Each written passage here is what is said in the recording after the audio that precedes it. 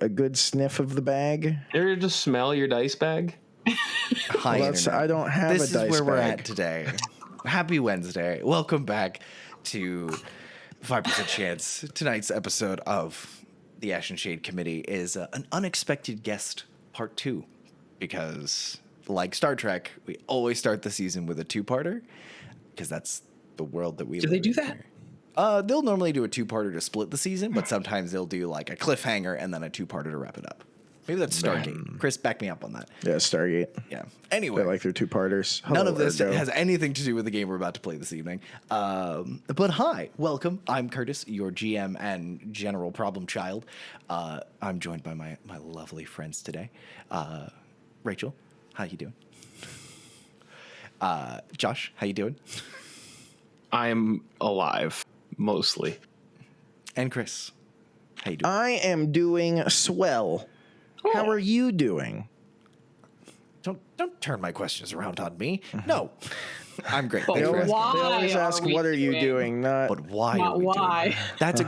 That's a great question. Why are you My guys new in the middle of empire. pitched combat? Who wants to recap? So, Rachel. Okay.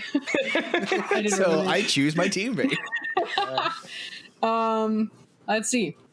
We went to the wedding. We ran into Auntie and Jeeves and said hi. We're all a little scared of her still, just a little bit. She smelled like barbecue. And then the Raj from Kondo, which is Malshana. I believe Malshana?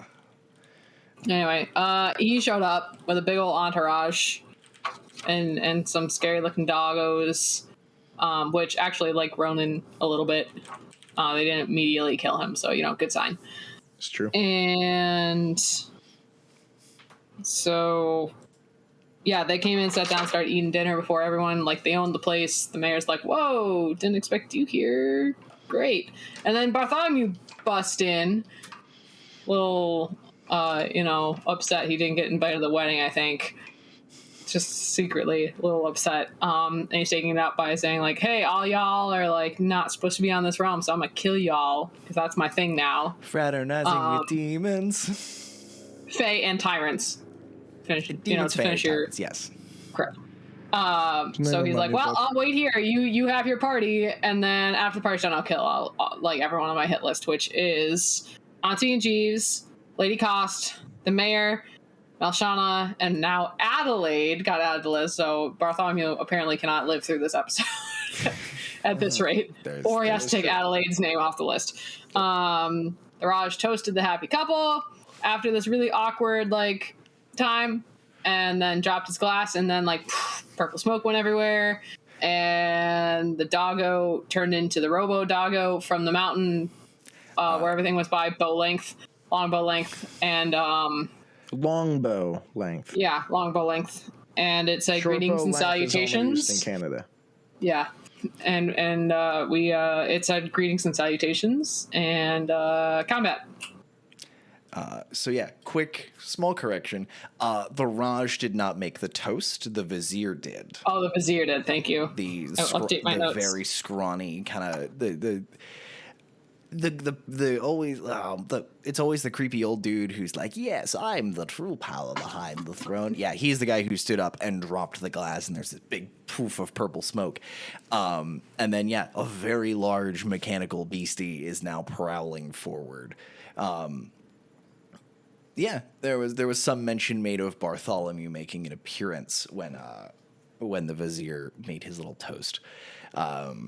So yeah, y'all are in the middle of some shit, as the kids say. Do the kids?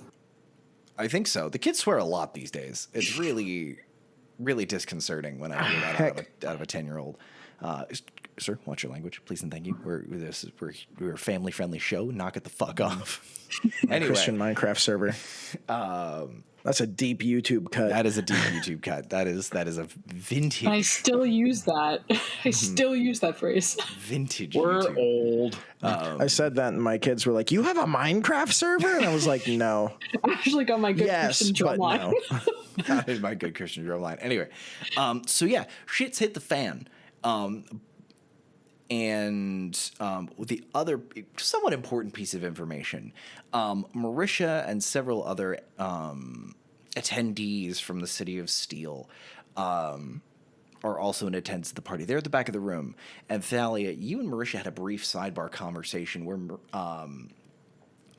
Marisha pointed out that she could see at least 30 individuals sort of surrounding the grounds. You're not quite sure how many are actually there, but there is a general ruckus and stampede of humanity as people are trying to get the fuck out of here, because they sure as shit didn't sign up to be assassination targets. So the nobles, nobles are trying to make their grand getaway because they don't want to get murdered by this crazy guy with an axe or the large mechanical dog. Isn't that a cat? Yeah, it's a little more. It was dogs. Leopard. It's a little more leopard-like than it was a moment ago. But with that, we will begin the tunage. So, when last we had left off in the middle of this ruckus, the steel creature, after speaking greetings and salutations, let out a cacophonous digital roar that has basically locked Blaze down and has stunned him until he can make the save again. What that save was for this. At least 12. More than none. It was a DC 20? Yeah, DC All right. 20. DC 20 con save. My poor boy. That you could do at the end of each of your following turns. The rest of you beat the save. Blaze was just a little too far away from that big old aura of friendliness and happiness that Lomey farts out on the regular. But what's interesting Just now, constantly leaking out. Thalia has run into this purple mist that is still kind of billowing up from where the champagne flute was dropped and shattered. I'm gonna make a couple of saves. Uh-oh.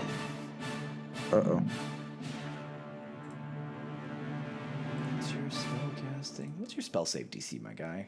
Ooh. Okay, so from inside the purple crowd, Thalia, you hear shouts in Kandoan and in Common alternating, largely sounding like the guards that you heard before. And they're going, Sir, you need to come with me. We need to get up. We need to go. We need to get you out. And you just hear kind of a, what? Huh? From a voice that you haven't heard too much speaking from, but you are hearing several voices trying to pull somebody out of the crowd. You're not sure if they're talking to the Raj, to the mayor, of the people here. You're hearing like 2 or 3 voices, but no real movement from up in front of the cloud where you're kind of standing. It didn't do as well as I'd hoped. So Ronon, you're up, buddy. Oh. What are you gonna do to him? What you got, my friend? Yep. Blaze just shot him. Blaze just put probably 3 bullets into the back of his armor plating. Seemed to shrug it off pretty well for a normal-sized guy. Do I feel like this? Well, yeah, because I just got screamed at by it. I would like to rage. Okay. Please roll out your rage table for me, my guy. What do I need for that? D8? 6. That is... Until my rage ends, I'm surrounded by multicolored protective lights. Okay. I gain a +1 to AC, and while within 10 feet of you, my allies gain the same bonus. Salami. You got a +1 to your AC for a little bit. Oh, because it's 13 right now. I was going to say, what's that boost your AC to, Ronan? Me? Yeah. Boost it to 19. Perfect. Excellent. Are you going to pass that over to the big dog thing that's directly behind you? Is Not he also yet. an ally? I don't think so yet. There's so much time. That may change. And then I'm going to move next to Bartholomew, so I'm going out of the dog thing's range. Yeah, that's an opportunity attack for my boy. So it is pissed at me. All right. My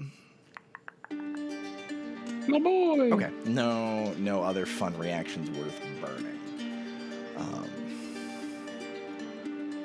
So he's gonna take a slash at you. That is 18 to hit. That will miss. So yeah, it catches on your. It does shred your pants a little bit on the way by as you're just starting to bull rush forward. But otherwise, you're good. So yeah, you can run right up to Bartholomew if you'd like. All right. Seeing as the doggo attacked me, you know what? Oh, God, I wasn't anticipating on being up so quickly. I'm gonna look at Bartholomew and say, "Take her name off your list and whack him." Okay, make an attack roll, please. Great weapon master. Reckless. Reckless. All right. Up.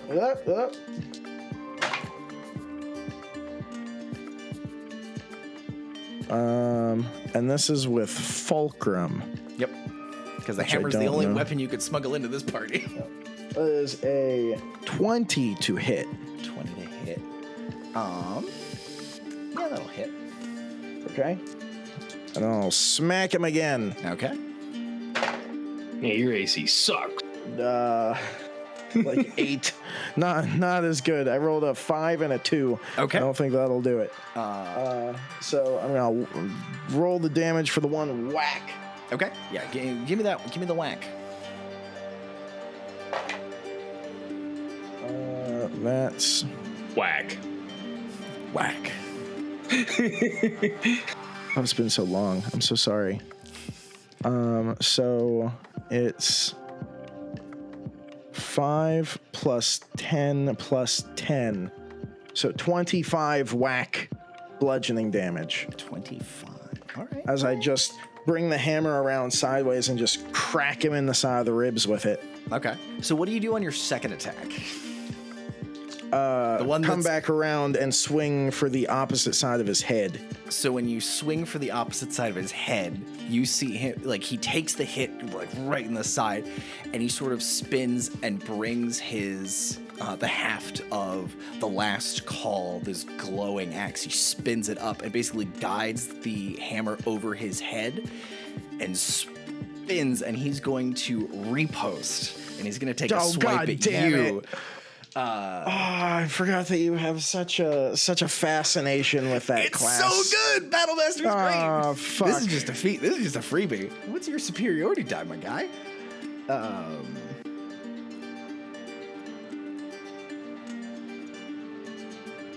Repost. He's like one of those bastards on Reddit. Okay.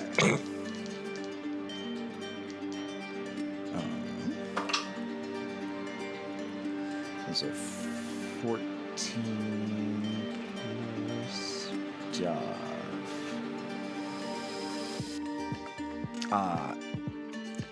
24 to hit.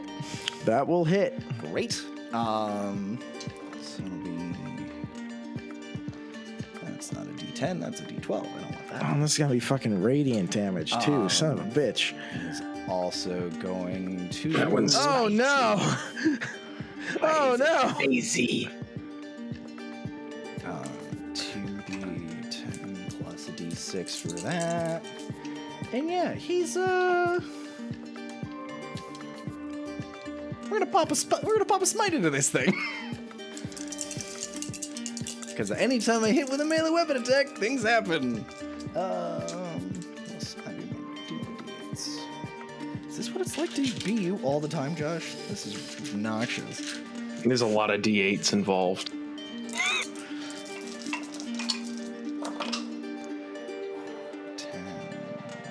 16, 20.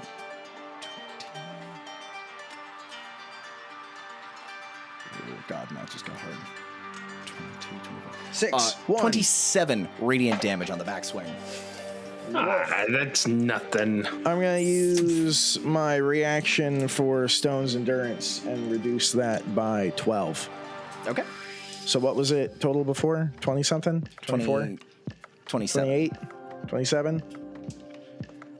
13? First level spell slot.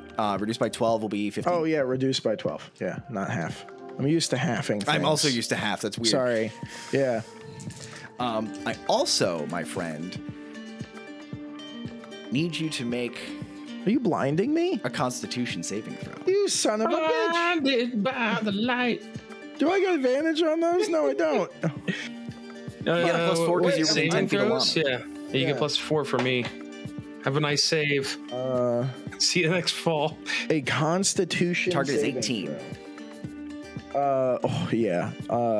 28. Perfect. Ow. So when this axe catches you, there's a split second where that shimmering radiance kind of flickers as you suddenly, like, your grasp on this magical energy, this burning furnace inside you flickers a little bit when this axe catches you across the chest. But you're able to maintain it, so you're good. Oopsie. Anything else on your turn, my guy? That was your turn? Well, that was my turn. I know. I No. like your turn. No, that's it. That's all I got. Okay. What is he gonna do? Okay. So, Bartholomew kind of pinning your hand Son on of the a ground. bitch, he's after me? Yeah. Oh no. Oh no. Swing kind of cuts you across the chest, and he just looks and goes, "Renounce her, and I'll take her off the list." What does renounce mean? That's a big word. Cast her aside. No, she's nice. And she stays on the list. But first, I have other things to attend to. And you see that same glowing radiance from his axe suffuse his body as he rages. All right. Because he's a grumpy Rude. dog. He's going to take himself. What's his bonus action? Sir, why are you honking at me? Beep, beep. Yeah, he's just going to take 2 swings at you.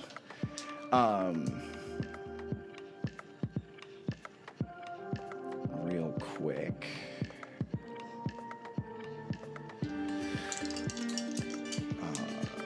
Attacking you, so it's an advantage. That is a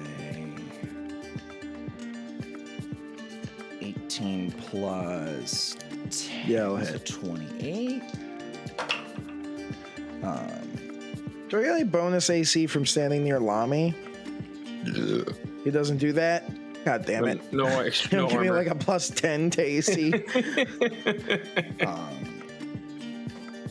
And the second one's going to be a 13 to hit. So he'll catch Second one misses. catch you with one of these boys.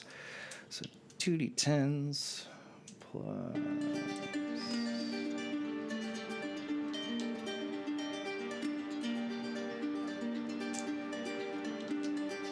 And sure, you can Divine Smite with just by burning a spell slot. I don't think that's casting a spell.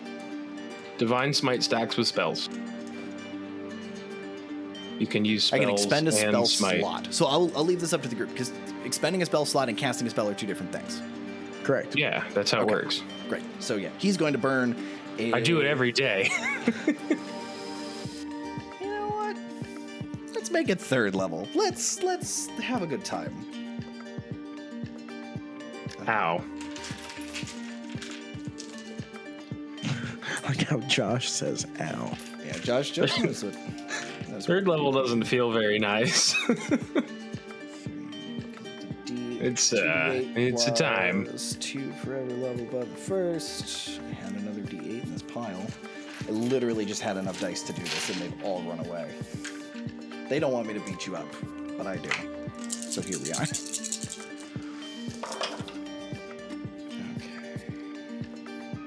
So yeah, this first big ol' swing, just a big overhand swing, kind of catching you in the shoulder, my guy.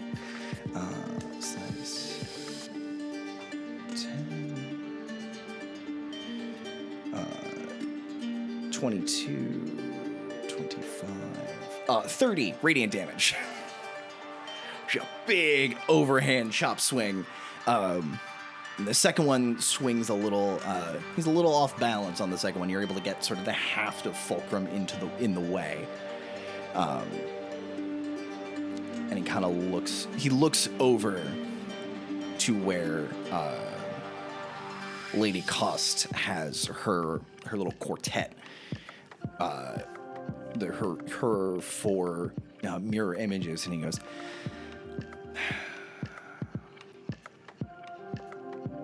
I'll deal with you in a moment. And he just pulls his axe and starts making his way over past, he's just gonna cut and run over towards Lady Cost. So, Ronan, if you want an opportunity attack, you may take it. I used my reaction already for Stone's Endurance. Womp. You endured the stone. So he's going through me or around me? That's what I'm about to find out. What's his movement? Oh, he's got 40 feet. Right?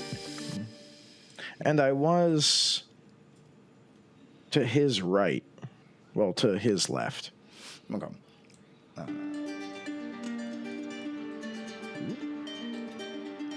Oh, you got Thick wide. boy. Yeah.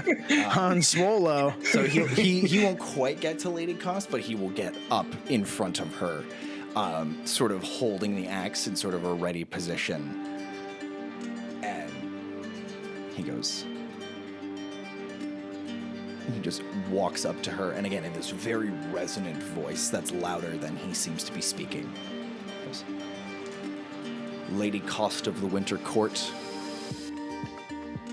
you have done your damage here, and I will send you back with the kiss of cold iron. Stand to and face your crimes. And all the duplicates of Lady Cost just kind of crouch and let out this almost avian screech. It's not a hiss, it's some sort of battle cry, but it sounds like the largest crow shrieking in response. Eagle! So, that is our boy. That's our boy Bartholomew causing problems. And now it's up to Auntie. Off in the corner. What are y'all's passive perceptions? Mostly Lomey and Ronon, because Thalia can't see inside this misty cloud. It's 11. Ronan 15, Blaze 18. Blaze is stunned. Okay. Oh yeah, he's sleepy. So Ronan, I'll give you this as you're kind of looking over to see Bartholomew moving up to Lady Cost with the axe. You watch as you see Auntie kind of lean over and whisper something to Jeeves, the spine devil in the corner, and she kind of snaps her fingers in a circle and sort of moves it around in front of her, and then kind of looks confused and tries it again, and tries it again, and tries it again. Not sure what's going on. She's trying to do some kind of magic, but it ain't working. And as you see her try and do this, you all sort of start to hear a chanting coming from around this tent and around this courtyard. Chanting in Draconic. Anybody speak Draconic? No. Yes, I do. I was gonna fucking say The dragon does not speak Draconic. I'm just like, why does the bard know it and you don't? It's a race thing, it's fine. So the chanting starts to get louder. It is an interesting dialect that neither of you are super familiar with. Can I get intelligence checks from the two of you to try and Lomey's good at those. I'm so good at those. I know. You've no idea. I'm trying to poke everybody where it hurts. I'll also take an Arcana check if that's better for you.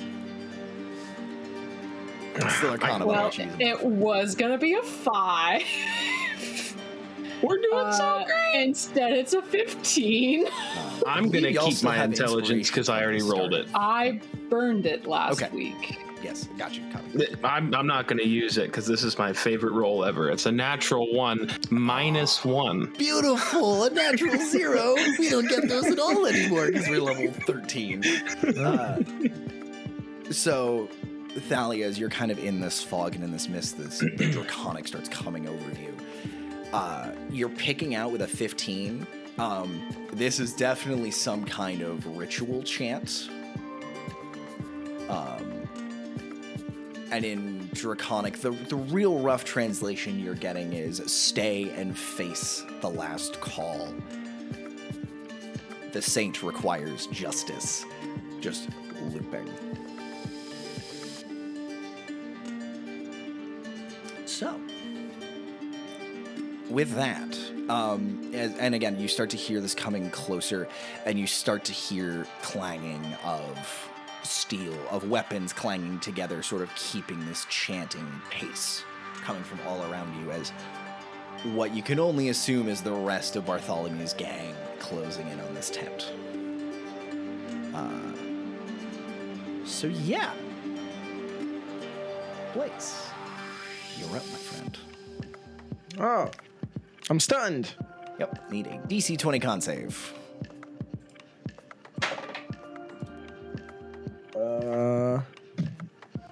That is 13 plus 7. That's a 20. Meets it, beats it. Oh, okay.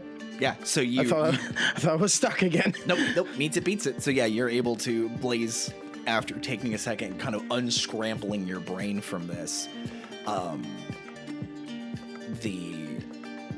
you will be able to act next turn. If you want to move, I would let you move half your movement as you kind of shake this off. I don't even know what his movement is. 30 feet. So I'm going to move kind of in the same direction Bartholomew did, but still like 35 feet away from him. Okay. Keeping you. Actually, you know what? I'm going to move 10 more feet away from him, so I'm 45 feet away from him. Smart. Yes. Okay. Mr. Lomey. That's Lomey to you. So, Lomey. Sir Lomey was my dad.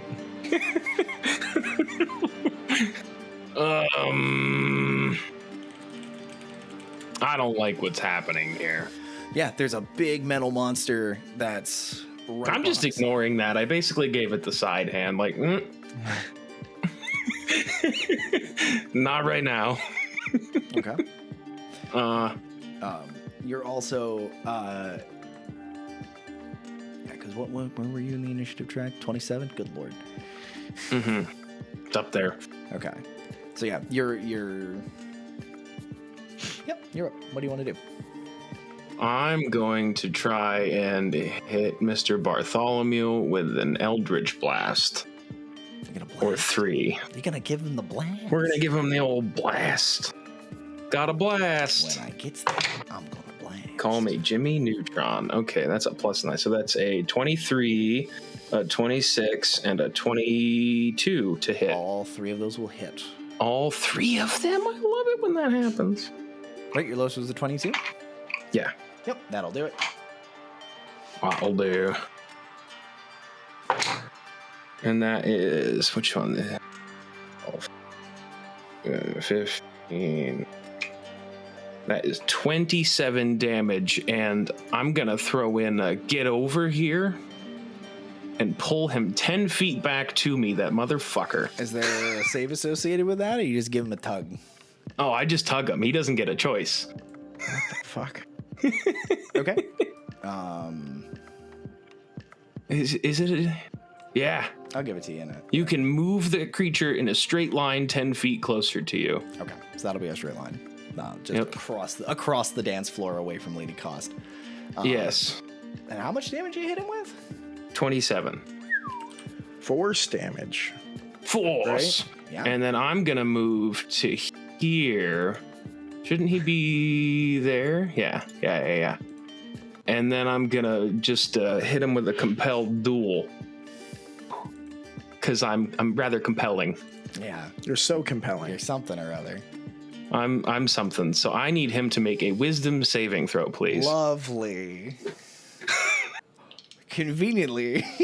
What's the DC? 17. Cool. He has a +11. Oh, I was hoping that was his dump stat. He's a paladin. He's a paladin, my guy. That's my dump stat. No, intelligence is your dump stat. Wisdom's only 12. His wisdom's 15. How's it +11? What was the DC? 17. He got a 16. Oh. So yeah, So tell me he's how the you compel him into a hardest duel. advantage. How do you make him pick this fight with you?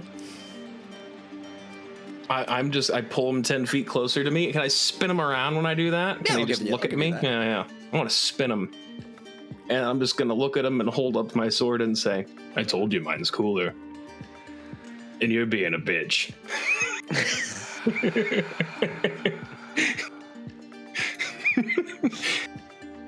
No witty banter. So he gets disadvantage on attacking anybody but me.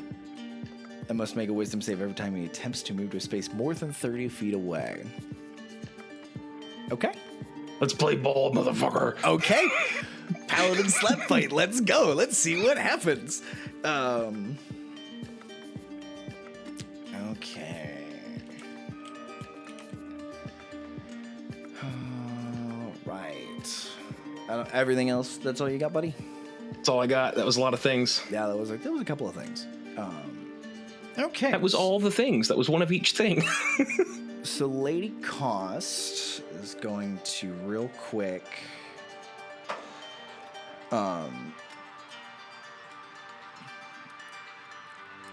sort of looking, you see all four of her heads sort of moving in, not in unison, just in a nice little stagger.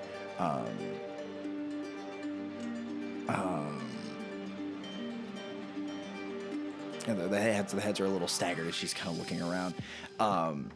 She sees that you've pulled aggro off of Brother Bartholomew.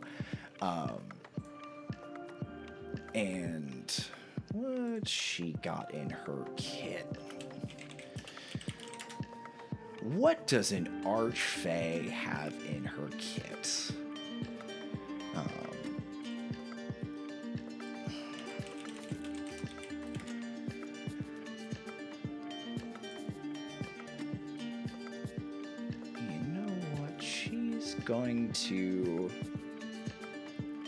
She doesn't walk places, Lady Cost. She just appears there.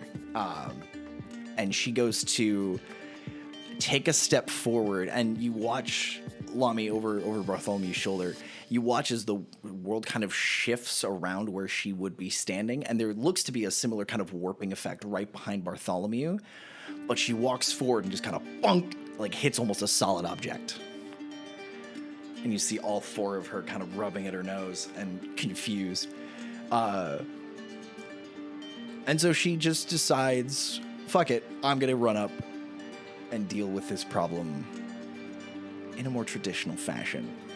And you watch as she instead just runs up, and all four of them reach back their hands, and their Lady Cost's fingernails almost drag in shadow and dark and ice. And you watch Lomey as all four of her faces sort of, the skin tightens, and what used to be just a very nice, delicate older woman, more matronly, turns into this almost husk for a second as she pulls back this hand and slashes across the back of Brother Bartholomew's back.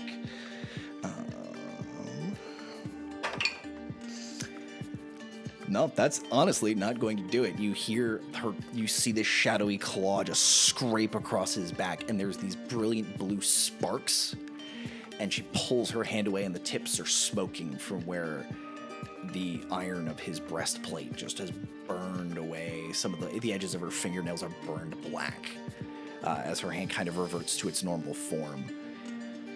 But she's not going to hit with that. She tried to Misty Step for a bonus action and didn't get anywhere. What a build up for nothing. Yeah, you can only do a lot when she rolls a 5.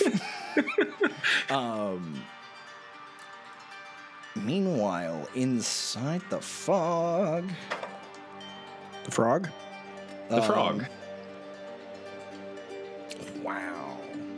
Of course both of you do that. Cool. Thalia, inside the fog, you're not hearing any new voices shouting in this fog. That was the mayor's turn.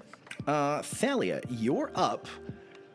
Now that you're in the fog, I need an intelligence saving throw. 18. Or saving throw? Yeah, 18. Excellent.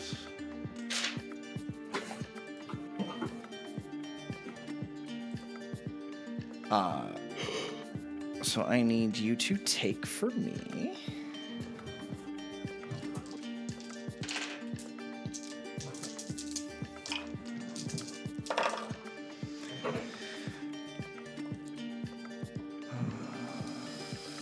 $13 psychic damage as you feel your senses clouding as you move in here. You're able to sort of keep focused on why you ran into this cloud in the first place and sort of steel your mind against this cloud. But it almost feels like you walked into a room and can't remember why you're there. I've been in those clouds. In this big pink mist.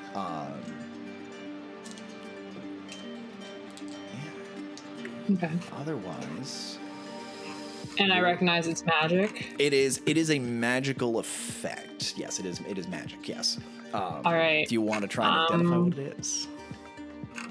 I'm just gonna cast Dispel Magic. What level Dispel Magic casting is that? I'm gonna cast a 4th level Dispel Magic. Okay. Because I always forget how Dispel Magic works. Why know what magic is when make magic go away? Yes.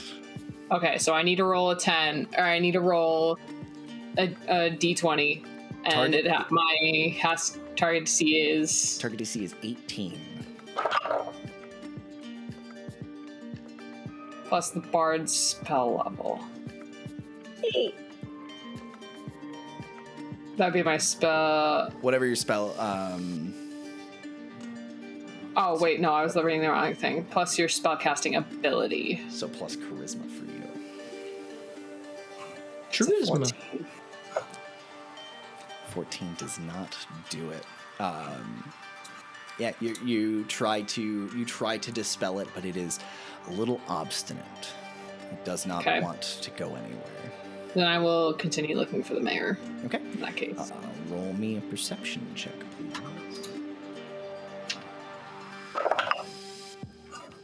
Oh yeah, that's gonna be good. 30. 30. As you're kind of moving around, keeping your eyes peeled for the mayor, you literally stumble across him and the Raj. off a little. It looks like the mayor was trying to crawl towards the Raj. And you the only reason you can identify the Raj is the gaudy golden gems on his fingers are laying basically right next to the mayor. He appears unconscious, but alive. Anything else you'd like to do as a free action and or bonus action? Now that you found your prey. Mm-hmm. How much movement do I have left? Moving around in this area. I definitely did not draw this smoke cloud to scale because it got bigger at the top of the round. It gets bigger. Ooh. What's your movement speed? 30. 30? I'll say you've got... we'll say it took half your movement to dig around and find him.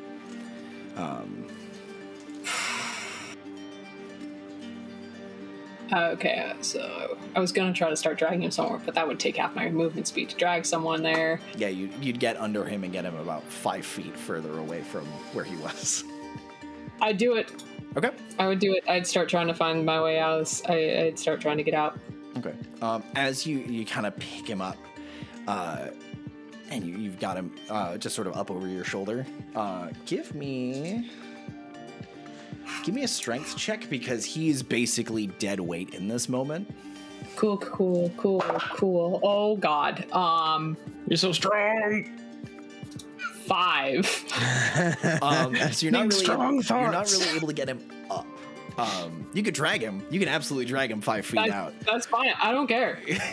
you're. I wasn't ever expecting to pick him up. Oh, okay. I apologize. No, we're dragging. Yeah, if you want to drag him, like you kind of plant your heels in. And, please, I know my strength is my dump stat.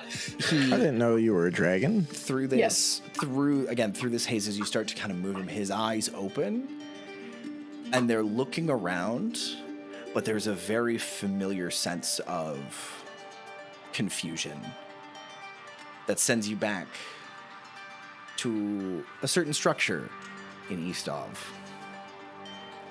It's a similar... You're getting the feeling that this was not just a sleep magic. Something else has happened here. Yep, I have a bad feeling about this, but we're fine.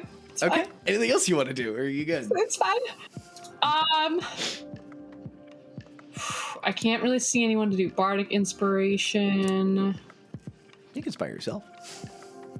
Not yet. Eh? Oh, Not yet. Creature other than me. I think that's the next level up of bardic inspiration. Okay. I can, but not yet. Okay. All right, I will leave it at that. Okay. Awesome. So as all of you are hearing and seeing nobility and folks kind of streaming out the sides of the tent, you're starting to hear shouts for order from a couple of guards. You watch Marisha run over to where Auntie and Jeeves are, and kind of is standing near them, kind of whispered conversations happening over there. But what looks like the large mass of people trying to leave are being pushed back towards the tent. They're not being allowed to leave. This sea of humanity is being driven back into the tent, and the tent is no longer emptying. It's about you're starting to see larger groups of people coming in from the bandstand over on the west side of this tent, kind of pulling back in. And now it's my beastie's turn. Yay. I need to re-roll that recharge real quick. Nope, so we're good there. What's this friend gonna do? I think seeing Lomey and Bartholomew squaring off, this thing's gonna turn Barty. Barty crouch. And actually, this is a good important question. Josh, your sword's active, right? Your sword is your holy weapon. Oh, it's on. It's not turned all the way up, but it's on. Ronan, you notice this because you're not staring down a man with a great axe. You watch as the head of this steel creature swings back and forth between the two. And you swear this thing looks like it starts to laugh. Just the shoulders kind of come up, almost like a cat coughing up a hairball, but there is mirth in that robotic voice. What is mirth? Mirth? Joy, happiness. This guy just got a second chew toy. And it's gonna try and chew on Lomey here. There's no solfege for that. Chew Lomey. Alright, so it's gonna leap at you. It's gonna bite and slash at you twice. That is a 15, a 25, and a 3. 15, 22, and 27 to hit. They all do the job. All 3 will hit. I'm wearing a suit. Amazing. Thank you for taking off. You're gonna your ruin armor the nice before fabric. the fight. That's 1 bite, and good thing I had all these d8s out for smiting.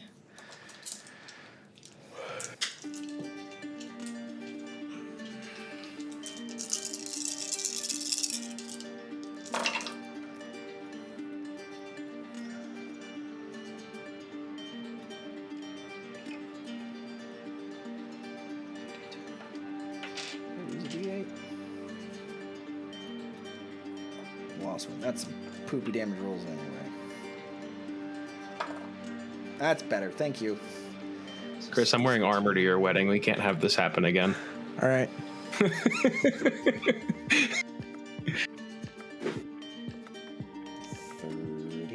and 12.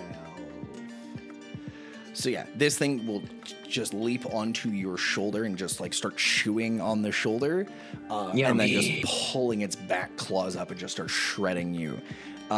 You're gonna take 30 points of slashing and 12 piercing. Ow. As this thing just starts chewing into you, looking like the bites are starting to move towards your sword hand and trying to, you feel it just kind of gnawing on the parts around where a gauntlet would be, but you're at a nice wedding. We came unarmored. We're having a nice time. Nice times. Having a nice time.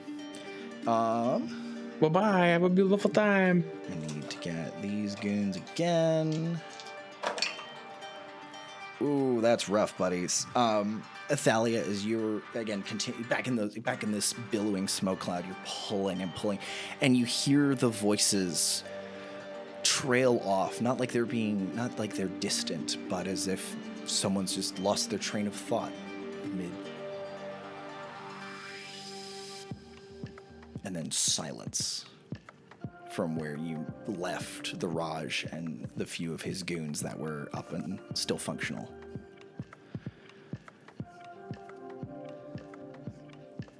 Ronan. What's up? You're up, buddy. Then Bartholomew. Because we did Thalia, the Predator, So, I didn't miss anybody, right? I feel like I might have missed somebody, but I think we're good. Tago Tamagotchi. Thank you, good. Yep. Ronan. The crowd will do some more things.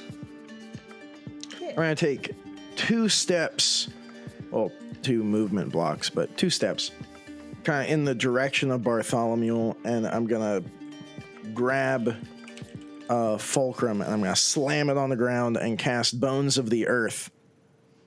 Okay. Second verse, same as the first.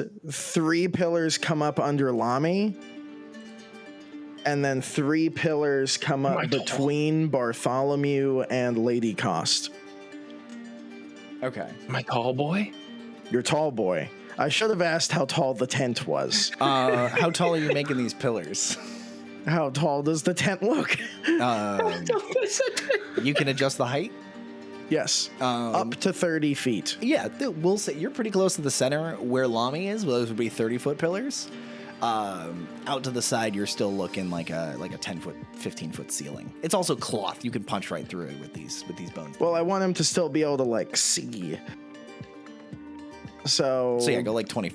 Go like 25 feet for Lomey and a full 30 feet between Bartholomew and Lady Cost. 30. They're 5-foot pillars or 10-foot pillars? 5-foot pillars. So right there. Yes. Yes. Yes. Okay, kind of walling off the ruckus there. Okay. Oops. Perfect. I don't know what I did. How tall am I? You're like 6 foot. 25 feet in the air. Oh. Lomey's And got now- an elevation advantage. Then I'm going to take one more step and be between Lomey and Barty. And then I'll end my turn because that's all I can do. Okay. Bartholomew, what are you doing, Brother Bart?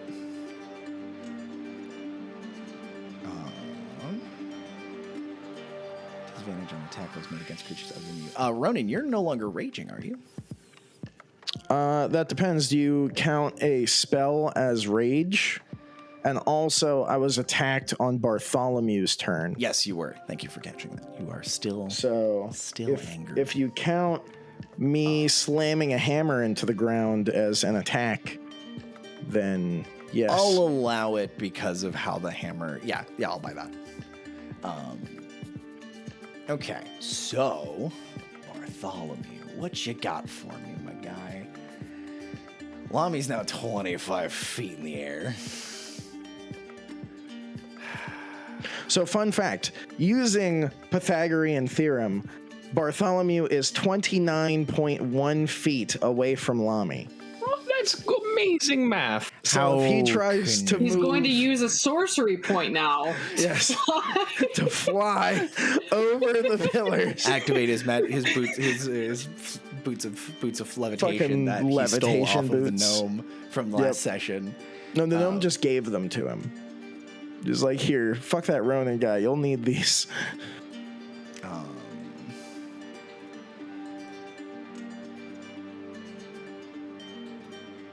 Okay.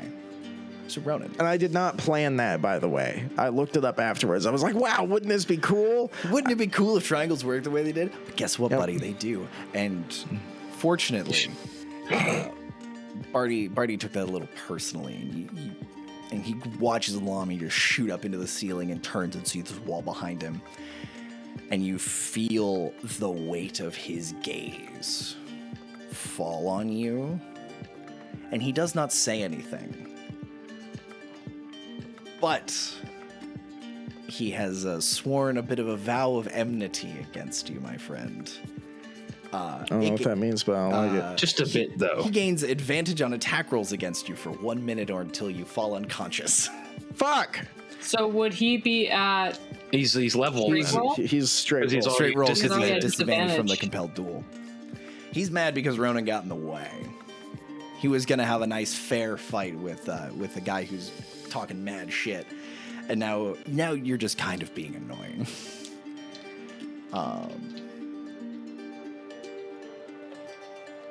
So we gonna do this thing. He's gonna take 2 swings at you, my guy.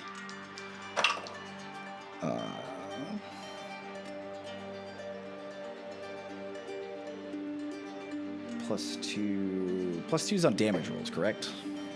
For rage? Yeah. Depending on his level, yes. Yes, melee damage. And resistance to all of that. Okay.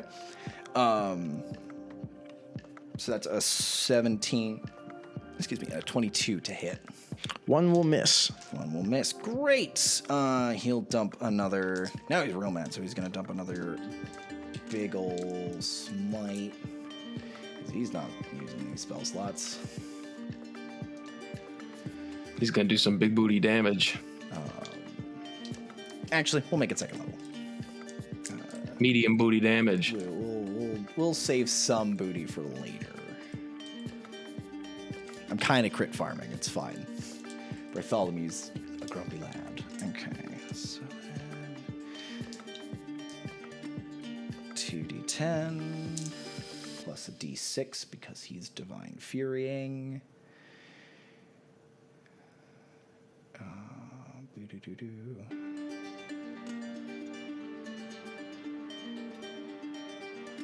Perfect. Let's do this.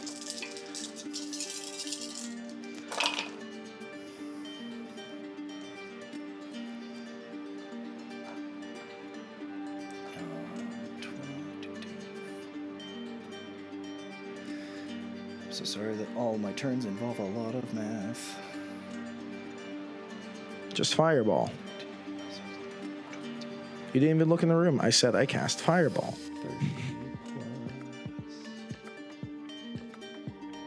38 radiant damage. All right. On that big old swing. As he hits me, there's going to be this burst of these dark veins radiating off of my tattoo, and my mouth is going to get a little wider, and I'm going to smack him back using my reaction with the hammer. You turn into a chupacabra? Toothy boy. Give me a swing. Give me a swing, my lad. Reckless Great Weapon Master, as always. Chupa Might thingy. regret the Great Weapon Master. But it's plus 12, so 22, but minus 5, but it's 22. 22 minus 5 is... It's not 22 minus 5, it was 27. It was 27. It is. Yeah. So final number's 22? Yeah. You'll hit. All right, and then I will expend another charge of my tattoo to do some other fun things. Mm-hmm. So, there's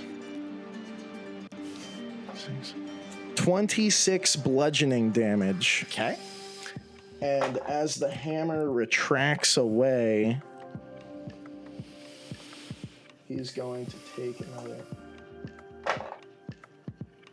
20 necrotic damage as this black goop just slurps out of him and runs down along the hammer and goes into my tattoo. Excellent. When did you get venom as a tattoo? I don't know. When my arm got ripped off. I don't remember that part. Peeling Weird. away this ichor, you watch as Bartholomew just kind of is absolutely disgusted with what the fuck is happening. Lomey, you're watching is basically, it looks like tar just peeling back this hammer and sliding down the hilt and crawling across Ronon's arm and sinking into his shoulder. Icky. You got tar. What else has Bartholomew got on his turn? Let's see. He attacked. Can't use any spells. That's fine. Popped his bonus action.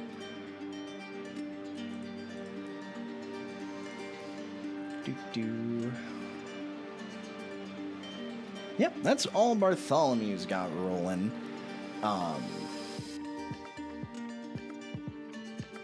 Perfect. So now it's up to Auntie and Jeeves, who, having now basically realized they're kind of stuck, and seeing the general ruckus nearby, I'm gonna have a quick little powwow off on the side.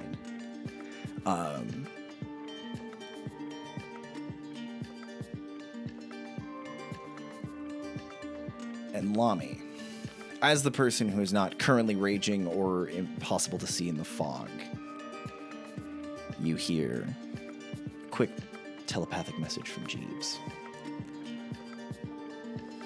Do you require our assistance? What is assistance? Not time for tea. We can shed our mortal forms and join this fray. But Well, that sounds there may pretty be cool. consequences. Like cool consequences, or like things I'm gonna have to fix in the future. I am more accustomed to it. Auntie's form will be disconcerting for most. Sounds like I don't have to fix it in the future. Tally ho.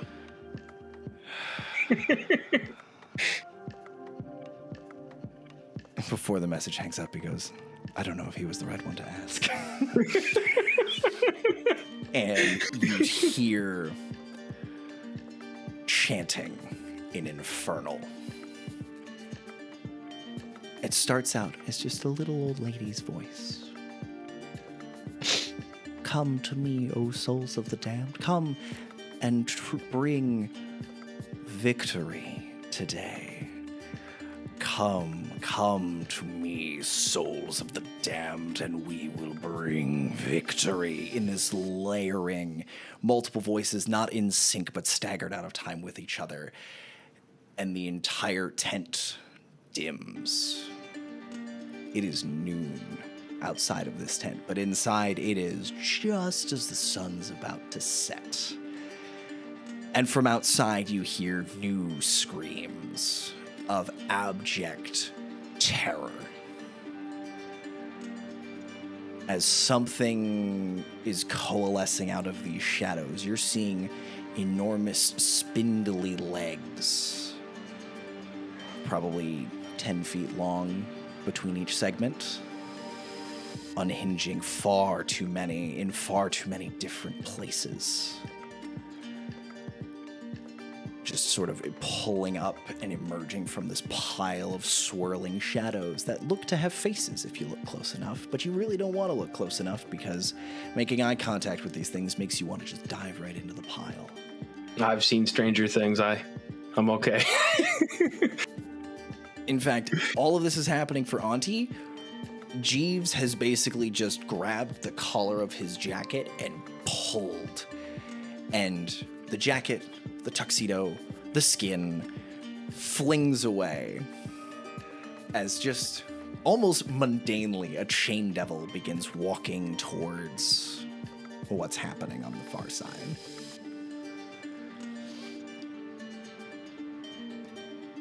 Blaze, you're up. All right. Well, fuck. So Blaze is there. Blaze is gonna scooch. Scooch. Scooting along the Scooch. Yep. the buffet table. Still like maybe take another step back. I'm like 50 feet away now, if I can. Actually, wait. I don't know if I can be 50 feet away. All right, I can be. And in a spot that'll hit Bartholomew and not Ronon, Blaze casts Fireball. I'm just kidding. Fairy Fire. I didn't think he had Fireball. He doesn't have Fireball, but I need a 20-foot cube Okay. to hit Barty. Just Barty? Just Barty. You're making me. I keep being really concerned when you say Barty. I'm like, what? What did I? But What'd I do? I didn't. I'm just trying to help the mayor. I'm just helping. I'm like, why do we hate bards all of a sudden? How long does the fairy fire sticks to him, right? If he fails his save. What's the save? He needs a dexterity saving throw of something. I'll tell you in a minute. 16. I love Not a lot. I'm excited to turn this question around on you. Is this an effect he can see? What does your casting fairy fire look like? Because this will give him advantage on the save. If you can see it? Yeah, it's advantage on dex against effects you can see while not blinded, deafened, or incapacitated. How's it fucking feel, buddy? Bad. 3 years you've turned this shit on me. I guess he's kind of gonna grasp his holy symbol and kind of hold up one hand and be like, "All right, let's see what we can do." And he does a little flourish and a little wah, Guys, I think Dad's this mad. purplish is gonna float down Okay. from in any places that he can't see or hear specifically. So I rolled at advantage. What was the DC? Only like 16. Yeah, 16. Yeah. It was a long shot at best. Yeah, But, he 19 on the die. all right. Action surge. I'm gonna do it again. Gonna shoot him. Shoot him. Because why not? I'm gonna shoot him. One creature. I'm gonna expend a grit point Yeah, spend that grit point. to give myself advantage on the shot, and I'm gonna do sharpshooter. Okay. So I don't know how much. Bad news plus 12. So Worst news. 29 minus 5 is 24. 24. That'll hit. All right. I'm gonna go again, sharpshooter, and I'm gonna use a grit point for disarming shot. So I need some sort of saving throw from him.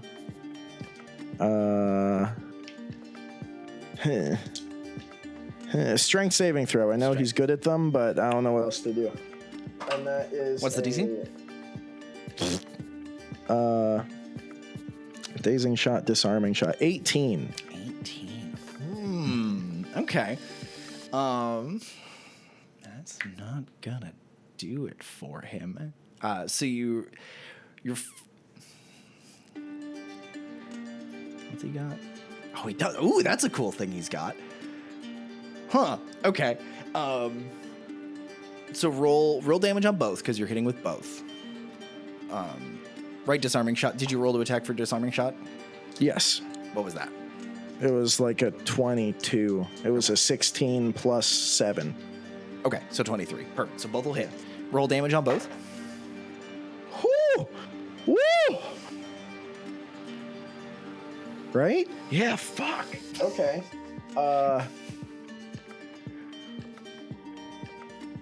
24 plus 15. Jesus. Okay. That's the first shot. I rolled double 12s. So 24. So 24 plus 15. 39. Usually. And then an 11 and a 9. 20. 20 plus 15, so 35. So 35 and 39. 74 cut in half because he's raging. Mm-hmm. Rachel's muted, but she already knows. 37. 37. Okay, so you wallop this boy. And your second shot, you catch him basically full in the chest. Your second shot, you're shooting sort of for the hands, trying to knock the axe out of his hands. So, as you look down your sights for the second shot, there's a hole through his chest. But he is still standing. So, Blaze, you turn and shoot for the axe. Now, he rolled a 6 to make the save, but he has a useful skill as a fanatic barbarian. I mean, useful is, you know, maybe it's like How semi-useful. useful. Yeah. Can he sing the ABCs backwards? Like, that kind of skill? Where is it? Where'd it go? It's in here. I know. Keep distracting, guys. Come on. I'm so Can you distracted. split the Also, time my mouse threads? isn't scrolling. Can he... The time threads are split. Can he curl his tongue into a clover? He has fanatical focus. If I fail a saving throw while I'm raging, I can re-roll it and I must use the new roll. Oh, I don't like that at all. So I'm gonna roll again. that's Okay. risky biscuit. What's the DC? The 18. 18. I need to roll minimum 13 on this die.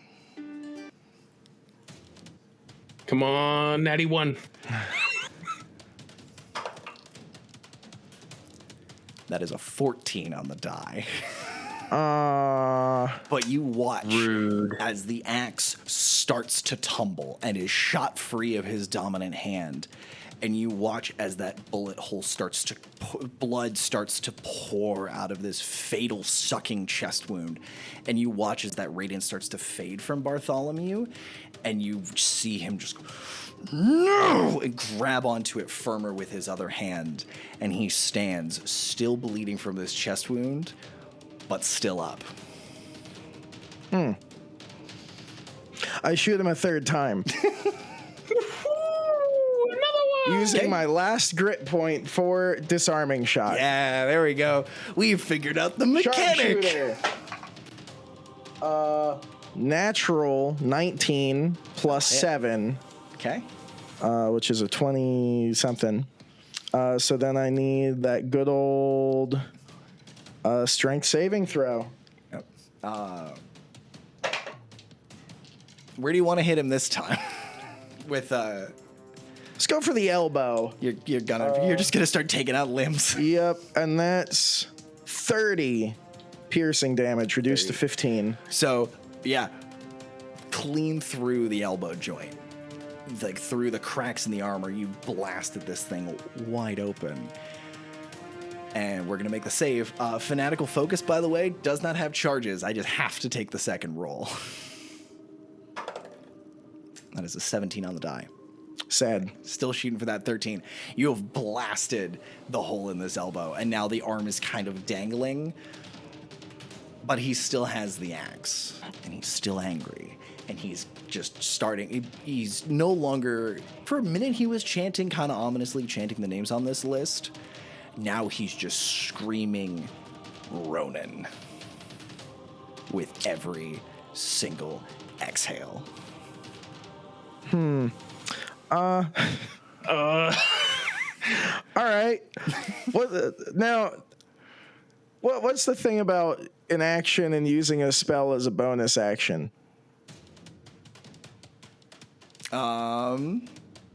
If you have a spell that can be cast as a bonus action, you can cast it. That is casting I believe it's a leveled spell. I believe you can cast a cantrip as a bonus action. Mm-hmm. I think that's like Warcaster, maybe? That might be part of Warcaster feat.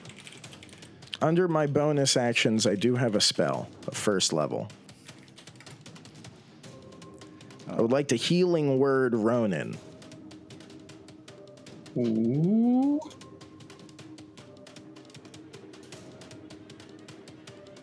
Okay. Use your words. Not a lot. 1d4 plus 3. So 4. You did a great job. It was like, you got this, Ronon. Great. And that'll end his turn. Okay. Lomey, what's up? Up, dog. How are you? Go on. That's from it's a dumb joke. Oh, I had a funny idea, but I don't. Do it. Did I do the funny idea? We're here for the goofs and the gaffs. What's it? My thing is 15 feet wide, right? I can move up here on my thing. Yep. Yeah, I can move on my thing. I'm gonna Eldritch Blast the puppy. The spoopy puppy. You're gonna shoot the dog that's under you? Yep. For 3 times. Give him the whack. That's a 21, a 25, and a 19. Where do your Eldritch Blasts come from? My butt. Do you do like a hand guy? They used to pop out of my sword, but now that the sword's broken, I think I have to do a hand guy. You can shoot it out of your sword. Your sword is basically terrifying lightning energy. Start whacking. Fair. I'll keep shooting it out of the sword. So what do I hit with? 20. AC's 20. Tell me what you hit with. I hit 2 out of 3 then. Okay. Yep. So that's 28. 32 points of force damage, and I'm gonna pull him 10 feet up in the air and then let him fall back down. Does he do that 3 times? Just Only once. You only do it once per turn. Oh. I hate that, and I also love it. Roll me a Works with cliffs, d6 too. of falling damage, please. Works with cliffs too. 6. How much did you do on your Eldritch Blast? I'm sorry. 12 plus 10 is 22. 32 32 total or 32 from their blasts? total from my blasts. All 3. And then plus 6, so 38 total. Yeah. Yeah. Lordy. All right. It was a good blast. Yeah, couple good shots. Yeah, you pull this thing up, and as it hits the ground, the tail just kind of starts lashing around as it's looking up at you, a little upset. I'm gonna go.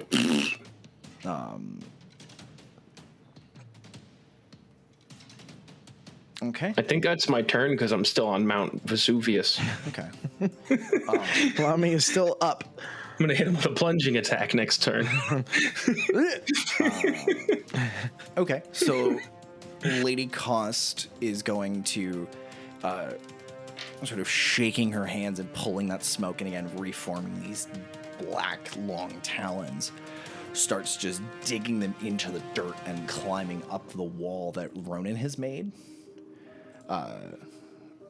Because she's a cool lady who does cool things.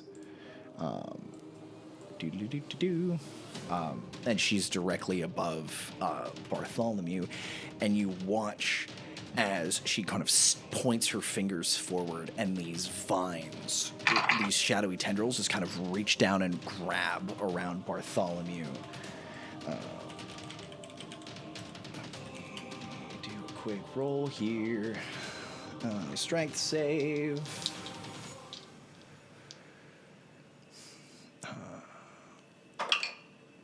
No, he's going to try to re-roll that. Okay. And you watch as these vines just kind of wrap around his chest, pinning the axe to him as he's kind of hoisted up about 5 feet off of the ground, and his feet are starting to kick. And you watch as one of these one of the shadowy tendrils just starts snaking away around his throat. And she starts to pull all of the other vines up. And you watch them kind of curling around into what looks like a very old school noose. And you hear her murmuring in Sylvan. Do any of you speak Sylvan? Wait. I think your elf boy Let me look. did, but he's out of town. Imagine if the creeping shadows under your bed could talk. And they were full of very, very mean things to say. Now picture that made solid, wrapping around his neck, and as you watch, 1 or 2 tendrils actually start to work their way into his ears. As Lady Cost's sort of emaciated face is just staring down at him, and her eyes are the same black color as these tendrils. Thalia, I need another intelligence save, please. Oh no. Thalia's over there playing her own game. She's in the clouds. There's a lot of real bad things happening around here. 14. Thalia, as you're walking, you're not sure if it's because you're breathing harder, because you're dragging him. You see this purplish haze start to be further. You see it starting to clear a little. You start making your way towards it. 5 feet, 10 feet. And as you stumble clear of the fog, you don't know where you are. You don't quite know what's going on. You know that you're dragging somebody that you clearly care about or what's important to you. But you have been hit with feeble-minded. I thought so. I also need you to take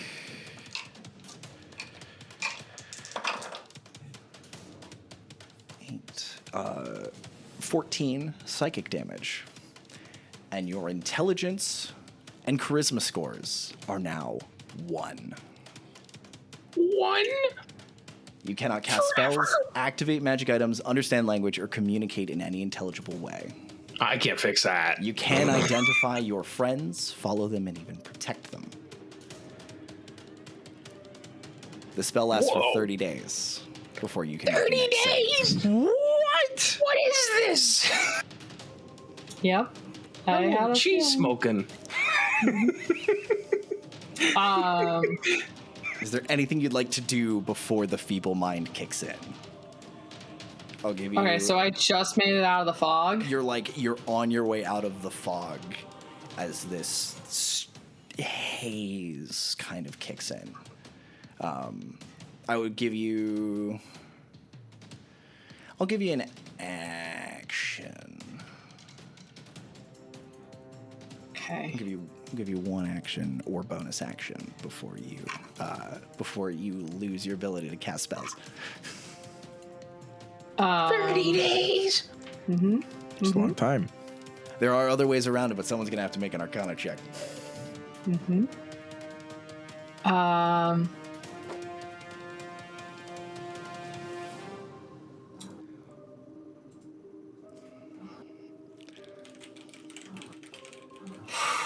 Okay. I would probably message. I would probably sending.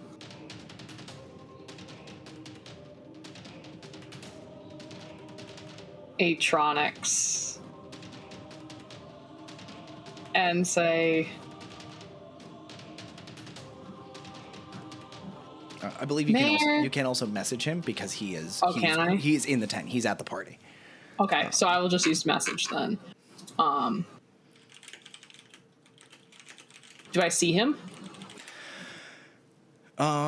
With your passive, sure. I'll give it to I was about to you. say, because it has to be, I have to point my finger to a creature within range. Yeah, I'll give Okay. it to you. You Well, spot I'll him point- near where as you come out there's an enormous swirling pile of shadows, a chain devil, Marisha's nearby and is really calm for some reason, and Atronics is sort of moving along the side of the tent. Okay, I'll message Atronics and go. I have him safe, friend? Where? And I'll just trail off. And if there's a table nearby, I'd like to hide under the table with the mayor. There are plenty of round tables to I would like to hide under a table with the mayor. give me a stealth check. You got it. Why is that good? Dirty 20. Amazing. Tell you what, with a dirty 20, you'll pull the mayor in underneath that table with you. And with that, it's 8:30. Let's take a break. Pee as time! We've just feeble-minded our bard. Oh no! And you guys still have some fighting to do. We're never gonna figure this out. Have you met the two of us? 3, technically. Blaze is here, too. Listen, you got 3 brain cells. Someone's got to fight for second place. No, we have one shared between us. But anyway, let's take a 10, and we'll be right back after not too long. So don't go too far away, ladies and germs. We shall be right back. Oh God, where's my intermission screen? There it is. Goodbye. And we're back, ladies and gentlemen. Whoa. Welcome back. Thank you for being patient with us on this break. Bathroom breaks are very important. It's very important to stay They are. hydrated. This is your opportunity in the audience to hydrate. It's very important to you. Or dihydrate. Your choice. Please don't dehydrate. I don't want to do the paperwork. That's why I didn't kill Thalia. I just feeble-minded her. Which, hoo boy, read that spell, and I'm like, oh yeah, I get to play with toys. I get to play with the fun spells. I didn't like that one. Yeah. No, not a fan. Yeah. I didn't like Finger of Death either, but here we are. Yeah. welcome to the level 13, ladies and Or gentlemen. no, it was Power Word Kill. It wasn't Finger Word. yeah, Finger no, of it was Death. Power Yeah. Word Kill. think of it as a compliment, maybe? I don't know. Power move. Murder. And die. So, my dear friends, shit's kind of hit the fan. Anybody got a passive perception over 20 of the 3 conscious people? No. 11. Technically, Thalia's her wisdom is unchanged, so her passive is still bananas. She's just That's good. under a table, but none of you have a passive perception over 20. No. Not even Blaze? No, he only has an 18 passive. Oh, that's rough, I buddy. think I'm the only one over 20. So, yeah, Thalia has just disappeared What's into my this fog backup cloud. character? I'm gonna look that up. He's not here in this moment. Can Sorry, he buddy. be? No. Please? No. What if I buy you like a cheesecake? Tempting, but no. His passive is 26. Yeah, He he's notices from the other end of the continent. Something's wrong. Something's Like wrong. one very confused voice cried out and was suddenly confused. Anyway. So yeah, Thalia has dragged the mayor underneath a table and is hiding underneath a very nice linenware just off the edge of this table. And now it is our beastie's turn. Lomey, you are still fairly high in the air. 28 feet. 28 and some change feet. And this thing is going to... He's going to be my yo-yo. Looking at you up above, looking at Bartholomew currently being strangled by a shadowy noose from Lady Cost, looking back and forth. It lets out this low, snarling growl. Don't worry, it's not doing the dumb thing again. And instead, it's going to run past Ronon up to Bartholomew. And is going to take a swipe at that axe and try to knock it out of his grip. What? They're not friends? Oh, they're not friends. No. The vizier I just assume everybody that doesn't like me is friends. Whole spiel about how he wants the axe and the dog. What is that toad down there? Don't worry, that's Auntie. Don't worry about her. She's growing. All right. Aren't we all? I'm not going to She's answer growing. that. I'm not answering that. All right. So What you got over there? that's a Smoothie. Okay. A scanner. So I need Rachel, since you're feeble-minded and have your dice ready. You get to be my assistant today, my wonderful assistant. I need you to roll a d20 and add. Your intelligence modifier. Do you want to roll for Bartholomew or for the beastie? Bartholomew, why not? Okay. So you will add 5 to the 19. roll. And you can re-roll again if you want a different result. But you have to take the second one. So you can keep the 19 or re-roll. This is contested. Oh, okay. Because the steel predator is Sorry. trying to trying to pull the axe away. So it's Okay. it's a contested I will strike. say I rolled that total of 19, but I thought you were about to say advantage, so I re-rolled. Yeah, so let's stick with the 19. just- I did not explain that. So Predator's gonna run up and just take its big old meaty mitts. That is a 6 and a 7. 13? That's a whiff. So he's gonna do it again. Can I get another strength save from Bartholomew, please? The second number is also a 13. I rolled a 3 and a 2. 3, then the 2. Okay. So 7. 7. Ronan, as you watch this in a flash of steel, this thing's claw just like clashes across it, wraps around the axe, and pulls it free. And you watch that light, that same glowing radiance from Bartholomew, just snuffed out like a candle. And his eyes just glaze over like he's been dead for minutes. And you watch as it's got the axe sort of pinned down in one underneath its claw pinned to the ground. What were you saying? Does he fall down? No, he's still being choked out by Lady Cost. He's still being hung, but the kicking feet, all of resistance drops. Weird. And you watch as this thing pulls, kind of puts its arm down on it, and you watch as the entire foreleg lays down on top of the axe. You watch as the plates split around it. And the entire body kind of shifts, completely covering this axe.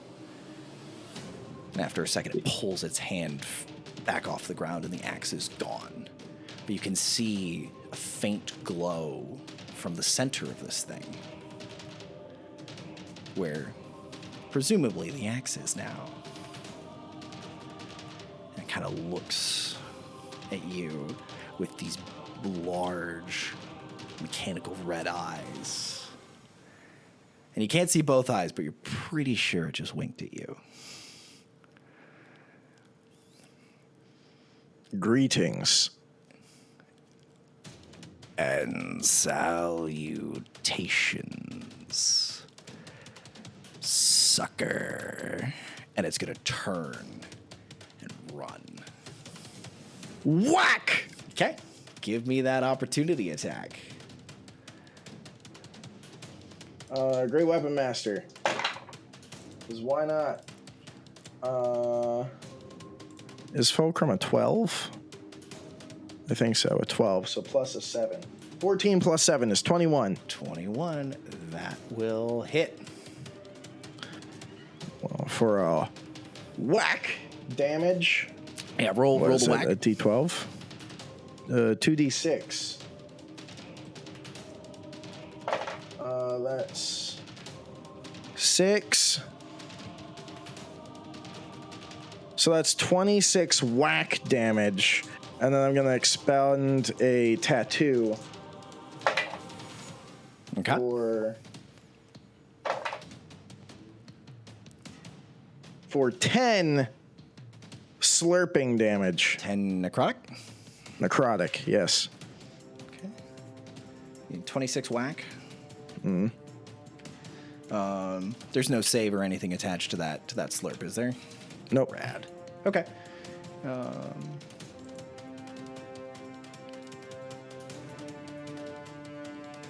Okay. Perfect. But this beastie starts to run. That costs an action. Yep, all of that casts an action. So this thing starts to run, sees the large, shadowy, tendrily entity in the corner that is Auntie, and turns and makes a beeline with the rest of his movement, which is 40 feet. Dude can haul ass. It starts booking it through the throng of people coming back towards the dance floor. And that is its turn.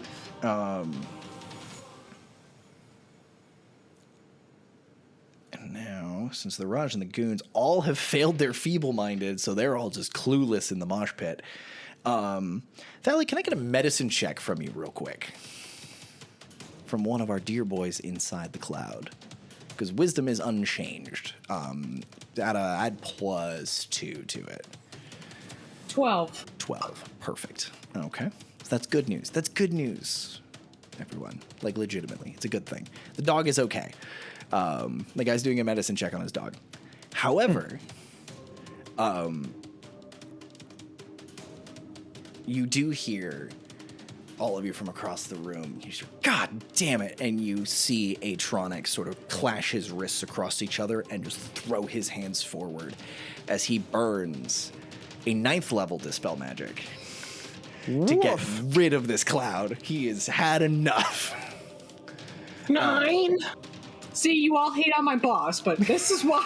Didn't hate on him. I just gave him a nickname. You called him the Dick Wizard for 3 years. That's not exactly was affectionate. your best friends. But yeah, he just blasts this cloud, and almost just like a breeze just kind of wafts away. And Thalia, from underneath your tablecloth, you see Valen, one of the guards that Ronon was talking to,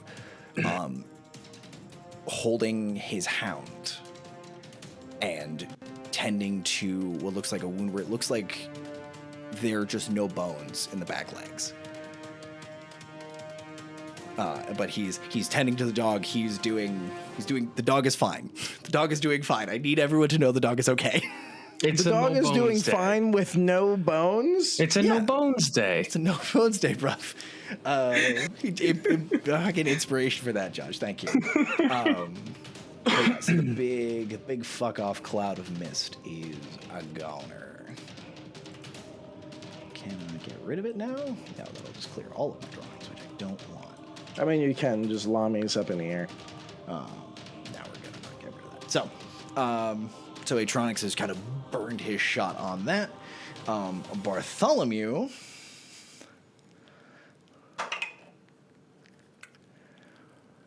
succeeds on his death save with a natural 20. And wakes up, still being choked out by Lady All right, time to kill him again. Just keep this going.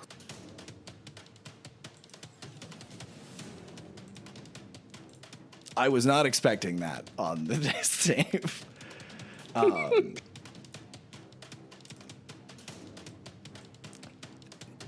Boy, I think he's just... Yeah, once you're back up from a death save, you're just back up, right? Yeah, you're up that's with it. 1 hit point on a natural 20, and then if you are down again, you just restart your death saves. But you don't get an action or anything on your uppity ups. So Bartholomew's back! Hooray! However, you're starting to see when that light goes out, you hear the chanting break, and there is a wailing of voices from outside, cries of anguish and pain in Draconic, in broken Celestial, in all of these language, almost like a mourning cry, except this one has teeth. And you start to hear the sounds of combat outside and sounds of others being cut down as the mob around you that was doing some kind of magical circle has descended into violence. And you're starting to see, coming from the sides of the room, climbing over fences, over hedgerows, you start to see other people, but they are dressed in rags. You see folks that are wearing what used to be a fine linen shirt or something a nobility would wear. This gentleman's climbing over a hedge fence, and as he turns and drops, you see the back of it is shredded from flagellation. Someone who has taken a cat o' nine tails and thwacked themselves in reverence to some deity. And you're watching about a dozen of them climbing over the hedgerow off to your east. Huh. However, that's where Auntie is. And Auntie is now hungry, because it takes a lot to shed this mortal form of hers. And as you watch the first dozen make it over the fence, and you just hear, "Oh no, sweetheart, I didn't invite you for dinner."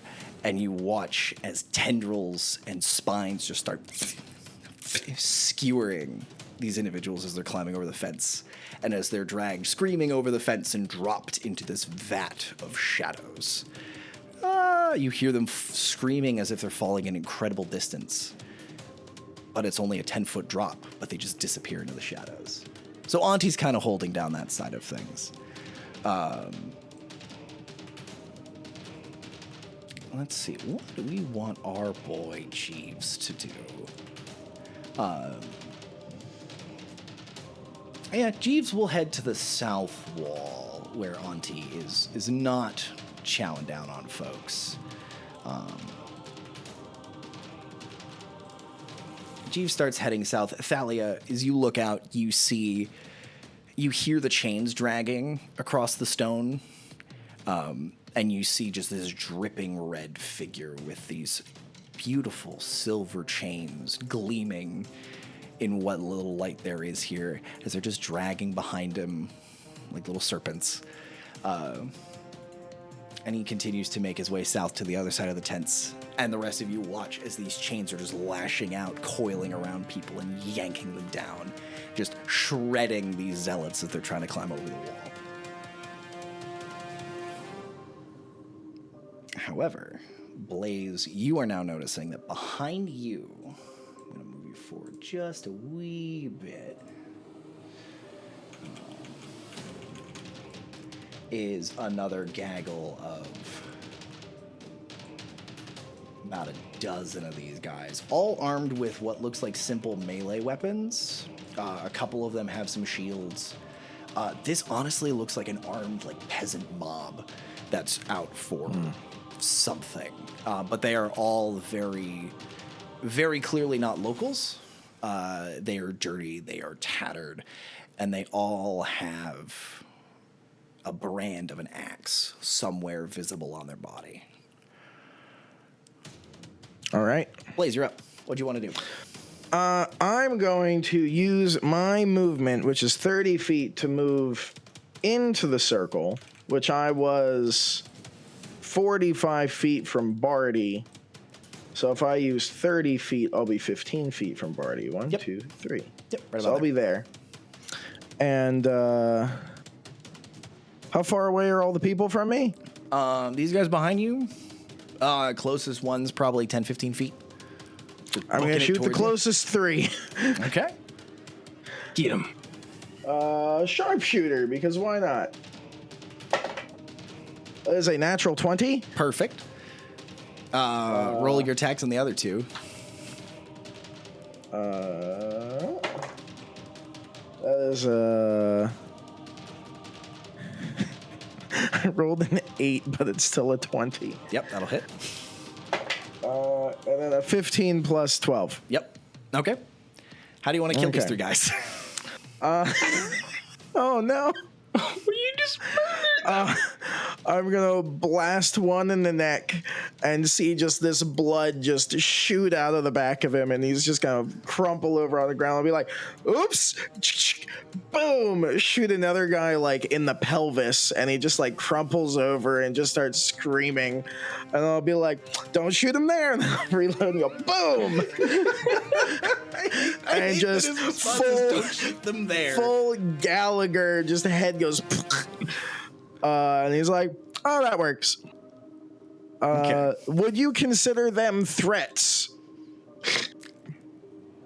Yes. Okay, I get all of my grit points back. Hold on. How? You walked into that. So I just need to know just for my brain in the I future. get a grit point back for a natural 20 and for killing an enemy deemed as a threat. Oh, yes. Yeah, these are all threats. These are the rest of the goons from outside. There's a Okay. lot of them. Well, there's 3 less of There them. are 3 fewer. Proud of you, buddy. We'll say you murked these 3 here just because they are the relative closest to you. And I feel like if you're gonna take out threats, they're gonna be the friends nearby. Okay. Yes. Do I see anything weird if I look around besides You've all the got, shit happening? You see the really glowy axe is gone. The guy's being choked up by a very mean lady who kind of, with the shadows on her wings, gives you weird visions of the Raven Queen, but this is not a friendly entity at all. Yeah, Bartholomew is, you see the guy is like, he's awake, he's breathing, kind of. His feet are kicking again. Your big buddy Ronon is staring him down, but the glowy dog thing is sort of in the middle of the room. Cool. Yeah, and also there's a giant archdemon who's turned into some sort of giant tendrily leggy thing and is just killing and eating people. Do they seem like they're bad people? They're kind of wearing the same thing as the 3 dudes you just killed. All right, sounds good to me. I'll have my turn. They're color coded. It's fine. Are they red team or blue team? They are. How many flags do they have? They're on. It used to be white, but with all the dirt and grime and dried blood, it is faded to an off gray. So it's a lightish red. A lightish red. Yes. Lightish red. It's a lightish red. Sun bleached. Sun bleached red. Lomey, you're up. Oh boy.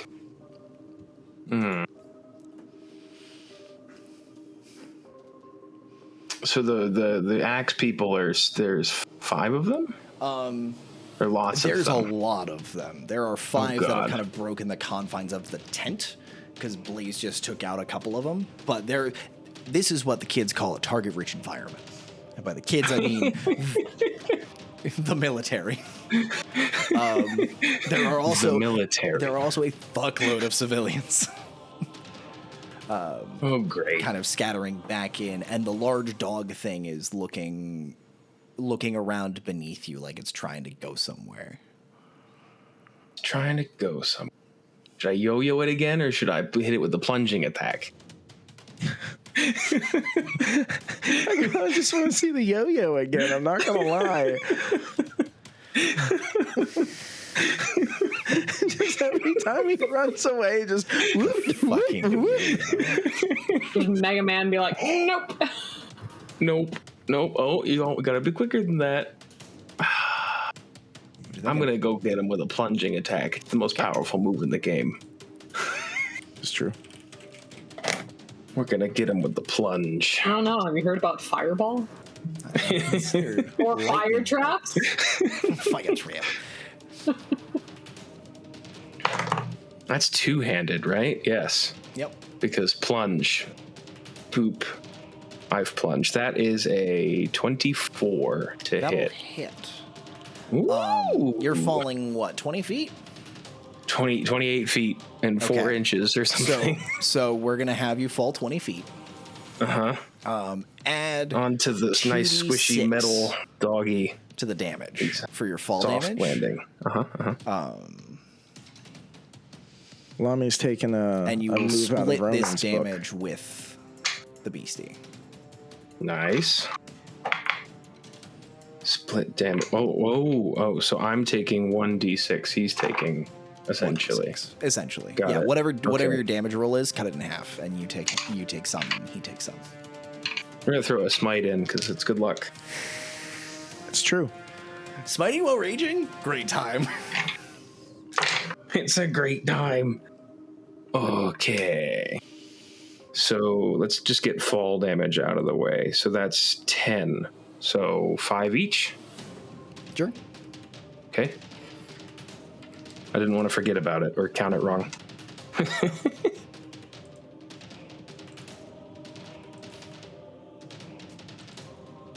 Plus 6. That will be 45 damage. Okay. Would you like radiant versus slashing? It's 35 and 10. That's definitely a magical attack. So 45 was the whole total? Mm-hmm. 90. Math is so hard some days. 4. Perfect. So yeah, are you doing like a Legend of Zelda like stab downward, or are you actually like Yeah, slashing? plunging attack. No, we're plunging. So as He's pogo sticking this. Like what book. Link does in Smash Bros. That everybody hates. comes stabbing down. You catch and pull one of the plates aside, and now you can see the axe is basically nestled in the torso of this thing. It has a space inside it that has sort of been, in this case, you see different metal appendages sort of keeping the axe stable inside. You can see the last call just chilling inside this monster that you've peeled off one of its metal plates. Can I end my turn on its back?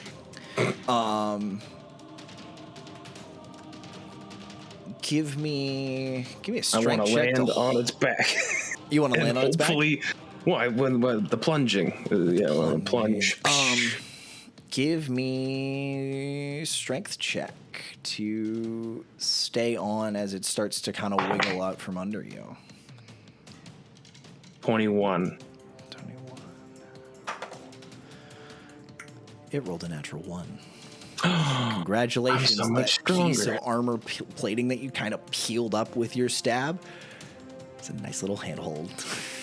Don't tell Helga I got a new mount. Your next... So, because of the nat 1, your next attempt to stay on, you will have advantage. Because you got yourself a nice little handhold. What happens if you pull it 10 feet closer to you and it's not 10 feet far from you? Do you just go up 10 feet? Oh, that'd be fun. Let's try.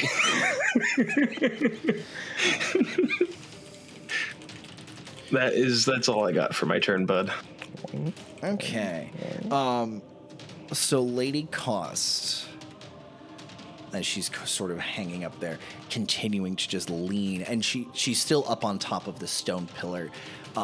But Ronan, you watch as she's pulling him up and also extending sort of downwards. Her bones are kind of popping out of joint as she's kind of leaning in and becoming a creature of fucking nightmares. The Winter Court is not a pleasant place.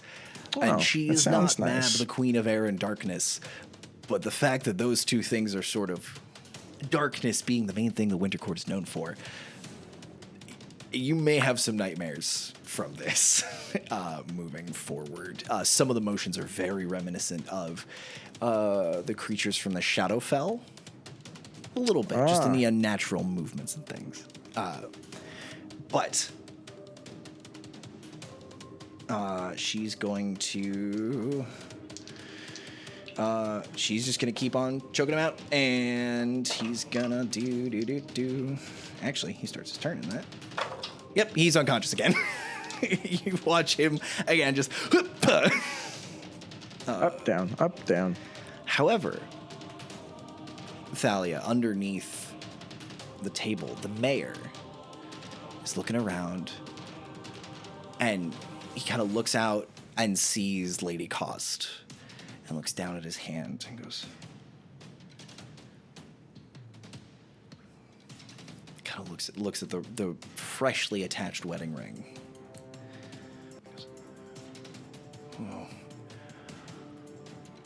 Oh, okay. Oh, and starts to crawl out from underneath the tent or underneath the table.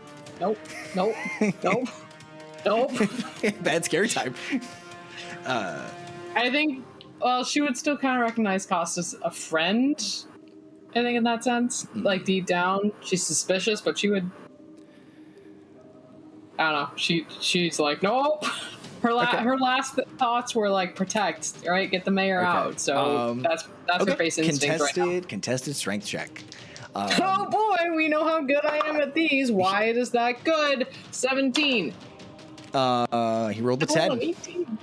So yeah, you're able to wrap him around and keep him under the table. No, I'm not choking him out. But she'd probably tap the ring and be like, love.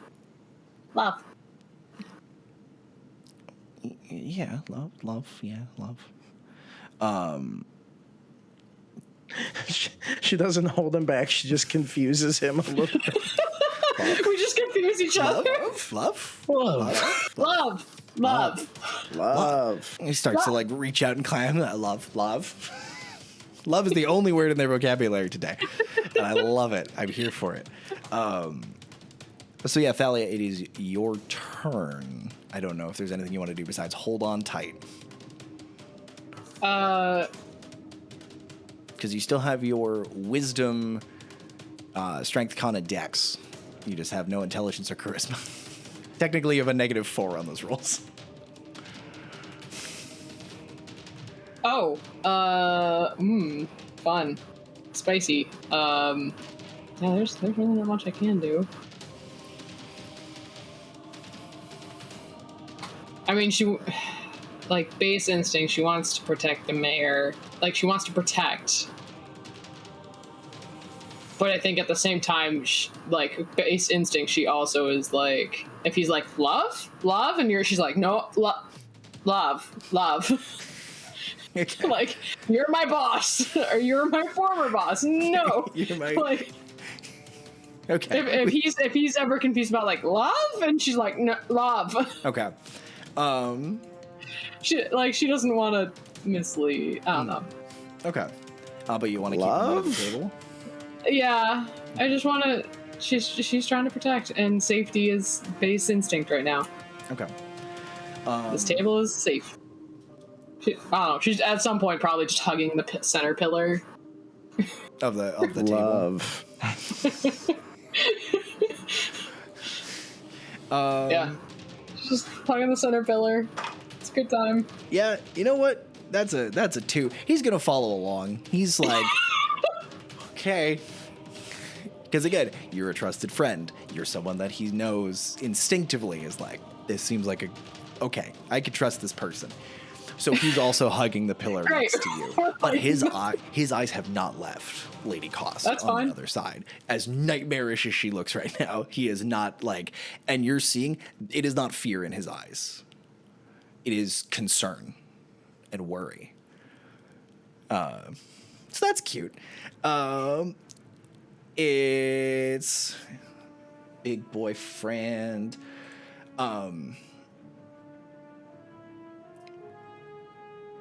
The Beastie Boy, sort of in the middle of the room, sort of seeing Lomey on his back. Whole band's in here? Hmm? The whole band? Whole band. Beastie Boys?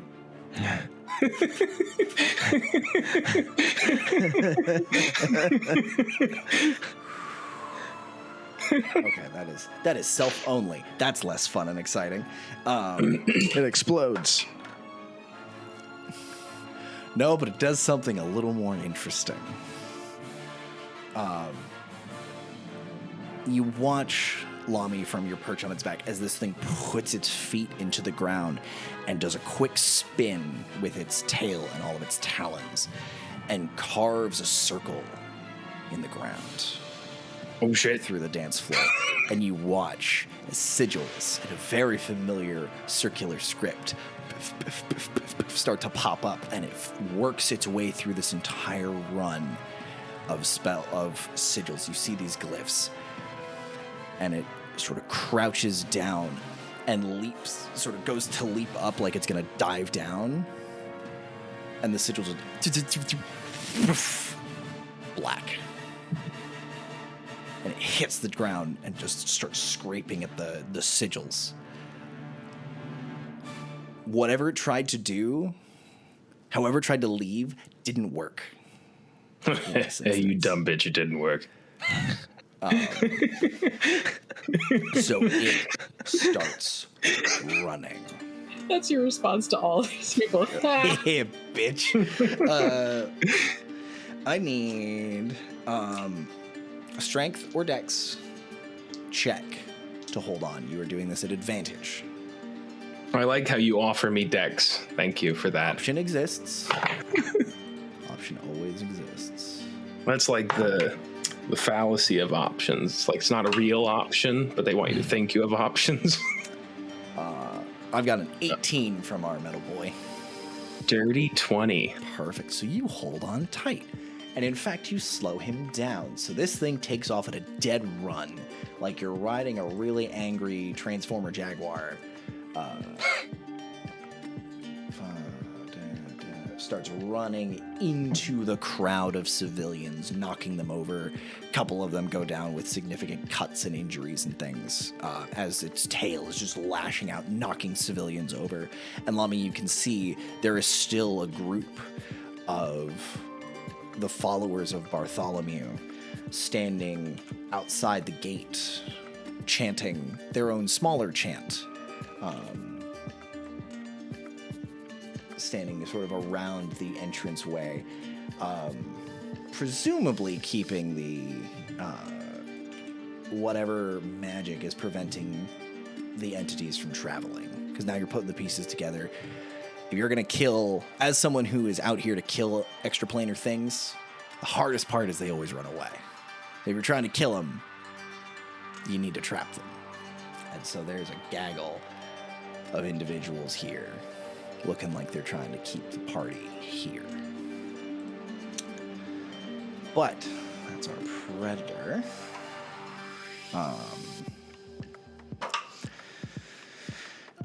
Now it's the alien's turn. Bartholomew does not come back up this time. However, you're seeing Blaze the ones.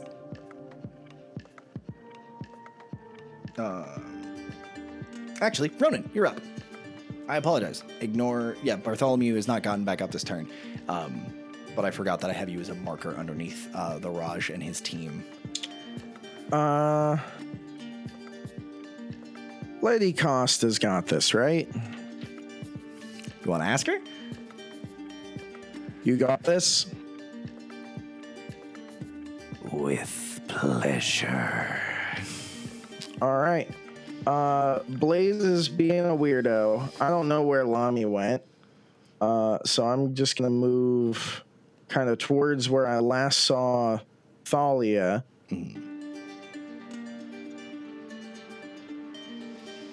40. And then since I moved down here, do I see any like Lomey, Thalia? You can see Lomey riding a mechanical bull, mechanical jaguar, mechanical beastie. You can see him riding that thing. Thalia, give me a perception check, Ronon. We'll keep your dirty 20, Rachel, for Thalia to see. Perception 11. No sign of Thalia. The purple fog has gone, and you are seeing. You're seeing the Raj, his guards, sort of piled around each other, all looking very confused, but not going anywhere. They're all just kind of. There's a couple of tables and chairs knocked over and knocked around, but there's no sense of urgency. With an 11, you also don't see the mayor.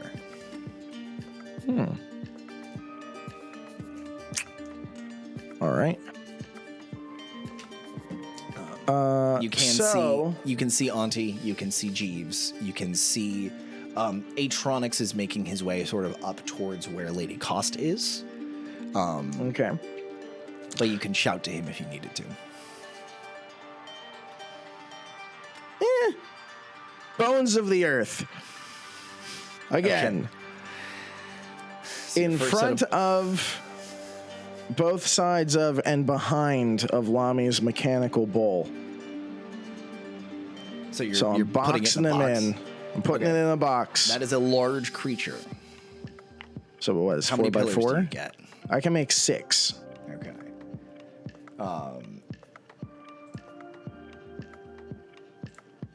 2 in front, 2 behind, 1 on each side. Okay. And hope that they can't squiggle through a hole. Okay. It'll be a 5-foot gap. It will be cozy.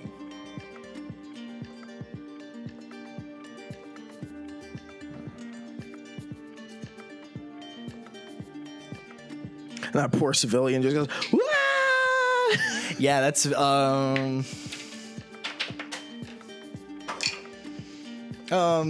Atronix will save that one. That civilian was gonna go splat, and you watch Atronix just like flick out a hand, and they're kind of buoyed on what looks like a very comfortable illusory pillow as they are feather fall to the ground. Good job, Dick Wizard. And Okay. What else you got? I don't think I have any bonus actions that I can do. Nope. I'll end my turn. Okay. Now Bartholomew fails his save. Poor boy. And he is one failed death save now that he's back at 0. And y'all take it as this is kind of happening. Auntie is holding down the east side of this tent. Like it's not even really worth looking over there. But you do watch a group of them. This quick little organized gang of these guys. again, pushing past Blaze and start moving towards where Bartholomew is. Screaming for the saint. And they're going to run up and they're going to sort of as a collective unit. Two of them are going to take wild, angry swings at Lady Cost. Isn't she 30 feet in the air? She's reaching down sort of at the tendrils around the noose and the neck and things. She's distended in a really uncomfortable way to look at. Okay. Two of these guys are going to start like attacking at the noose. Two of them with just what look like rusty swords and just really old, out-of-date weapons, but still iron, still steel, and so they'll start whacking, and you watch as the shadowy ropes start to split off and hiss and burn. Two others are going to try and pull him free. Wow, natural one from Lady Cost. So these other two grab by the feet and yank and just pull Bartholomew out of her grip. And the last one, who looks a little more put together, this guy directly in front, is going to sort of pick him up in a fireman's carry. And beautiful. And this group is going to start moving a little bit. They don't get too far from Lady Cost. They burned a lot of their movement getting in. But they're looking, they've got their profit and they're looking to get out. All right. And Lady Cost is going to get an opportunity attack on one of these guys. Oh, he's fucked. You just hear go, mine! And sort of reach her hands out like a pair of black wings. And where this dude was is just a puff of feathers and he disappears. There is no scream. There is no death. He is just gone. Nice. Auntie continues to do Auntie things. Just, again, chowing down on people. And Thalia, you hear. Thalia and Ronon as the two closest. You start to hear music. Humming. A chorus of humming. I thought you were going to say an accordion. I was worried. I also thought you were going to say an accordion. That would be too easy. Just a jaunty party tune. A dancing song. And you all hear Marisha singing along in Infernal. She knows all the words, apparently. That's her. Meanwhile, this gaggle is still here. And again, they're starting to herd the pedestrians back. Lomey is getting very, very crowded around your little cell here.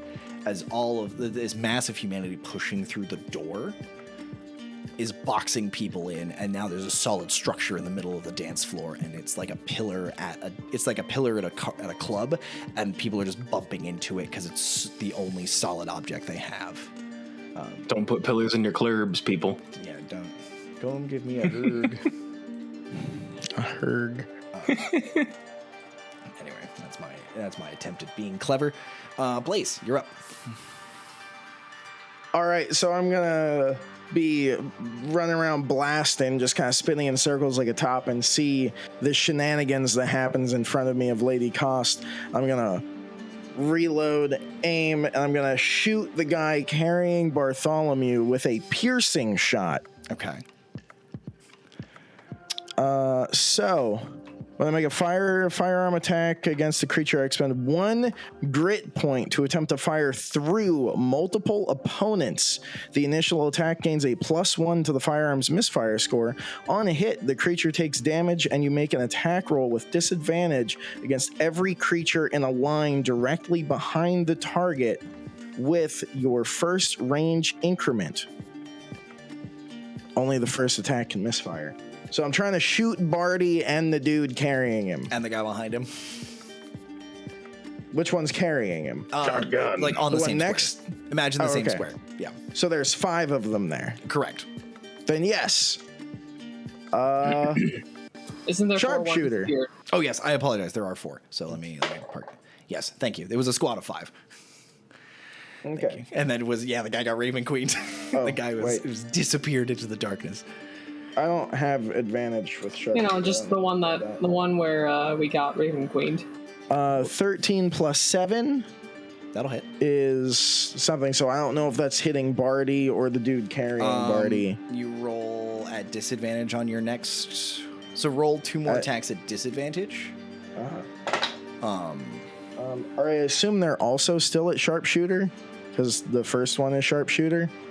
Yeah, I'll because it's the same bullet to the whole bullet. 7 plus 7, so 14 for the second target. Which would be Barty, which does not hit. All right. Because he's still in and full the plate. third guy is 21. That'll hit the third guy. So yeah, you're gonna gun down these two. So the attack damage is that one's caught. What's your plus on these sharpshooter shots? 7. It's a guaranteed plus 10, right? No. No. Well, damage, yes. Yeah, it's whatever. Plus 10, Yeah. they're gone. Okay. These are so relatively the dude carrying unarmored Barty and the guy behind the guy carrying Barty fucking drop. The bullet caroms off of the chest piece, and that's what catches the guy behind him. It doesn't penetrate the chest plate, but you have now dropped to these. All right, two and then weapons. I'll shoot the dude next to him. Also sharpshooter. 18 plus 7. Hits. Yeah, Okay. You get this guy too. Basically, And- with Blaze, with the amount of damage Blaze is doing, if he hits, they're dead. Okay, and then I'll just turn my gun to the side and shoot at the guy. So I'm gonna say disadvantage for flavor. Just a quick cavalier. Just Just a hip fire. bam. I got one left. And I'm 5 aiming this plus way. 7. So Yeah, he's dead. Okay. Yep. These guys are unarmored. They're like Yep. they're not ready for this gunfight, and you're just All right. mowing them down. Yep. So I get my grit point back. So that's my grit point. So that's my grit point. And then I'm gonna move Blaze 5, 10. I'm just kind of gonna move him next to the pillars for a little bit of cover from the side. So that way people don't come running around and slap him, hopefully. And that'll end his turn. Mr. Lomey. Hello. So this thing's back. There's an axe in there. Yeah. You can So I've see been the told. axe. I can see it. How big is the hole? Is it like The hole's about probably fist sized. Your sword's not that big. fist size? Okay, so that's smaller than the head of the axe because I played the square hole game, so I know that won't work. Smaller. Okay, so looking at the hole, would I pry at the hole or smash at the hole to make the hole bigger? Right, but what looks like? How are these plates made? Is it pryable or is it smashable? I'm torn between perception and investigation because I know your investigation's bad. It is bad. I feel like it would be investigation Yeah. because it's Perception's- one single thing. We're talking about a plus one or a minus one right here. You're trying to find a way into the thing, so we'll do investigation. Fair. That's worse. Because you don't have any metalworking experience, right? You've never worked a day in your life. No, never. Ronan, That's I would let him pick, but That's a 14. these plates are interlinked. They're very well layered over each other, so that way a hit will just if you hit, you're not just hitting a single plate. The reason you were able to really punch through this is because you went through. If you attacked with like a splitting weapon or a bludgeoning weapon, that energy just gets dissipated. So you're with a 14, prying is going to be a little easier. Will be an easier option to get if you're trying to get these plates off. Want axe.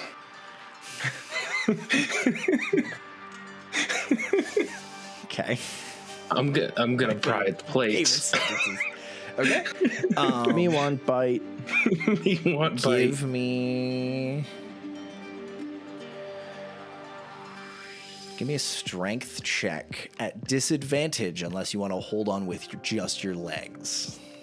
There. Well, can I pull at the one that's also my handle? Can I do that? You can at the risk of losing your handhold. But there could be an axe. I will say, you're looking at you're up on the shoulder piece. You're basically directly above the axe head where it joins the haft. You're gonna have to pull off a number of panels to get the hole big enough to get the head out.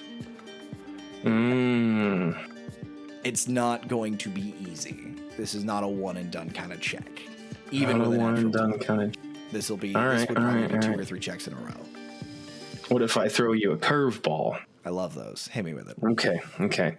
So I'm gonna stab into the hole with my sword. Okay.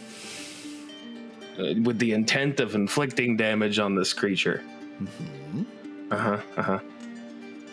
So I'm gonna That's roll not to a hit for that. curveball. That's your character. There's a curveball. Are you We gonna haven't gotten thunder a there yet. smite to try and blow him open from the inside? That's what I'm doing. You can certainly try. I love the creativity, and it's when you Grenade. go, I've got a curveball, and you don't actually throw a curveball at me, then I'm like, what the fuck is he on about? I would like to pet the kitty. We're gonna do some things here, but we're gonna do two things. Okay. That's a 24 to hit. That'll hit. So we're gonna use Booming Blade and Thunderous Smite.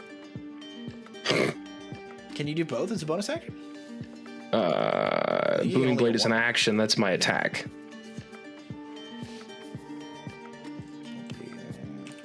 Does it boom? It go boom. Okay. Rachel, that was the softest boom I've ever heard. It was a little Boom. Okay. Great. So yeah, you're only getting one attack with it. It's a because- Booming Blade and a Thunderous Smite. Yeah. Correct. But you're only getting one weapon attack. Correct. Got it. Great. Rad. And I'm gonna throw another Smite in there for fun. Sure. Do it. Fucking hit me with it. Because I have to. D6s. You got an AC of I've used 13. You're the new D6s glass king. tonight. I am. Because I'm wearing a suit. You ruined my good suit. Me and my AC of 13 take offense to that. We're twinsies.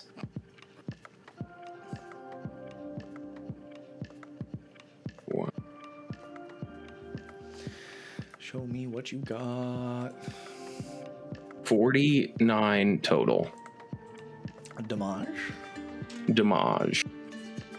Break it down if you'd like. Yes, because you have slashing, you have radiant, and do you have thunder on the booming blade? I think Booming Blade negates Booming the Blade slashing. is thunder. No. Yes, Weapon yes, attacks, correct. normal Booming attacks. Blade negate. Booming Blade just turns it into thunder. So there is no slashing. It's all thunder or radiant. Copy. How much thunder? How much thunder? Thunder, thunder. 21 thunder. Great. And then that makes 28 radiant. Yes. Okay. No. A banana. Okay. So yeah, you plunge this thing in, and there's a boom, this blast of noise, and the whole thing kind of absorbs the energy more than you were expecting. It didn't do quite what you wanted, or as much as you would have hoped with that I was boost. hoping for a grenade. Sorry, dude. Resistant to thunder damage doesn't do a whole lot for you. No, that doesn't help. It doesn't help. Radiant tickled. The Radiant tickled a whole bunch. But yeah. Anything else on your turn? That's all. That was all my things. Holes the same size. Must get axe. Must have an axe. Okay. Lady Cost is going to dismount from her pillar, kicking out this poof of, again, these black wings that kind of land and drape around her like a cape. And this white wedding dress that she was wearing is now like an executioner or a judge's blacks, as she just walks over, sort of reshaping into her normal form. And Blaze, you're really the only one close enough to hear her lean down and whisper, "Death is no escape from me." And she sort of sweeps her dress over him, and he disappears. Whoa. Oh, he's in the closet. He's in the cupboard. He's in the cupboard under the stairs. We're in Harry Potter now, kids. No, Lomey got trapped there. Now it's his turn. So Bartholomew is outie.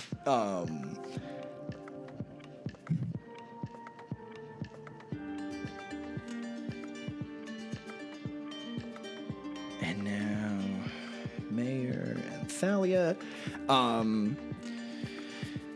Yeah, Mayor is seeing Lady Cost kind of return to her normal form. Something a little more recognizable. He goes, love. And he's going to try and pull free and crawl out from under the table across the dance floor. Can I get contested strength roll again, Thalia, unless you want to keep him?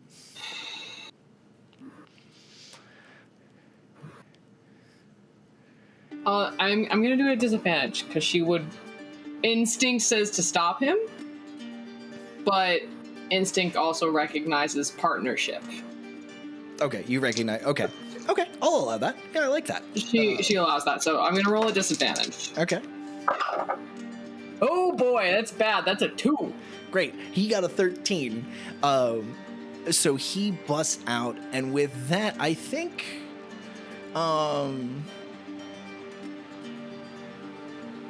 yeah, as you're kind of holding on, he kind of crawls out, and sort of stands up, looks around at all the ruckus, sees Ronon,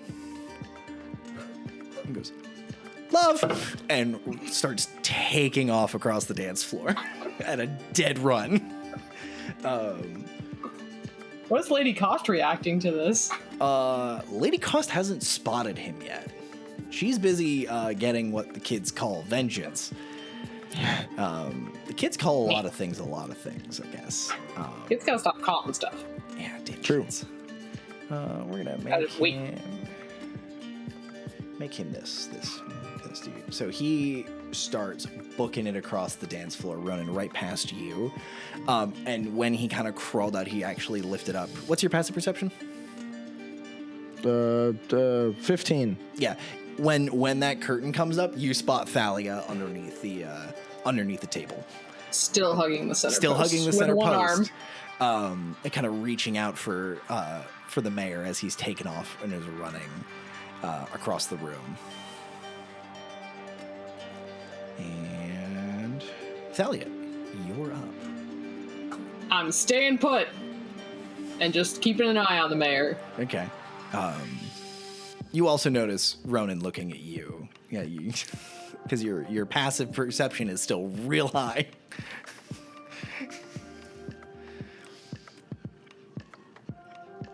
I'm just staying put. Okay. Now it's my predator's turn. He's gonna be real upset with you, Lomey. He will try. He will try to be upset with you. How tall are these pillars that you made with your bones? 30 feet. Okay. He's going. Move, I dare ya. They have an AC of like 5 and 30 hit points. Oh, Lomey, what's the range on your booming smite? Does that do AoE damage or just to the target? You just mix both spells together. The Thunderous Smite. Booming smite? Oh, I'm fine. It's loud. Everybody hears it within 300 feet. And just no AoE damage? No AoE damage is all on the creature. It's technically supposed to be pushed 10 feet, but I guess it was pushed down to the ground. Yeah, and let me. Which it's already on the ground. It's like and it crit the saving throw, so we're good. Let's see here. What's this friend going to do? You're just really making it mad, Lomey. Yep. Hanging on. So it's gonna try and basically thwack you with its tail. I need a strength saving throw to stay on this bad boy. Ooh. I like saving throws. 27. 23. So you will still take 2 of these. 2Ds. Actually, I suppose I should have made the attack roll against you first. Your AC is what, 13? Mm-hmm. That is a 15. Okay, so yeah, whack you with the tail. Does a whopping 14 slashing damage. Sharp tail. And it's gonna try, I think, 2 more times to do that. That is a 25 to hit. Yep, that's a bigger number than 13. I went to math. And a 22 on the strength save, or the strength contest. Oh, I need another strength save. Yes, he's just whacking you with his tail. Got it. I didn't know I needed one each time. My bad. 25. What would he get? 22. 22. Okay, so that's still another. That is 17. Plus 10 is nice. Slashing. Ow. And it's gonna try, like, the 2 tail swipes, and he's gonna just try and reach around and take a chomp out of you. And that's a natural 1. So as it kind of turns, you're able to kind of ride it and basically grab onto the back of this thing's head and pull. And you watch as the gap in the armor plates among the shoulders gets a little bit wider. Gimme. That is his turn. Atronix is going to, because he's kind of filling in for the Raj. He's going to run up to Lady Cost. And Blaze, you watch as Atronix grabs her wrist and she turns on him. And it's the first time you've met the Dick Wizard a couple of times. He looks scared for the first time. This is a dude who does not lose his cool, but being stared down by a High Lord of the Winter Court is not for the faint-hearted. A quick second later, he whispers something in Sylvan and presses something into her hand.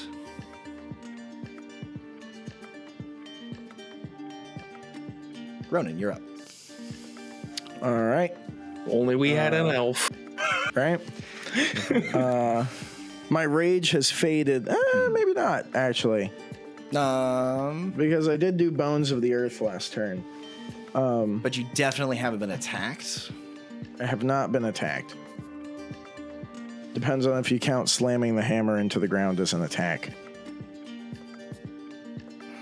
I'm not going to do anything this round, so unless I get attacked, that won't matter. You're far enough away, I'm pretty sure no one's going to come after you. They're tastier. I'm going to, seeing Thalia under the thing, I'm going to turn around to Blaze and yell, "Blaze, help Lomey!" And I'm going to turn back around and run over to Thalia's table. 5, 10. Okay. I'm just going to grab the sides of the table and pick up. Thalia is holding onto the center post. You're eye level with Ronan. Ronan, when you pick her up, do you look any different from your tattoos? Is there any change to you that Thalia would see for the first time? There's definitely still like that pulsing blackish purple coming out of like the scar of my shoulder.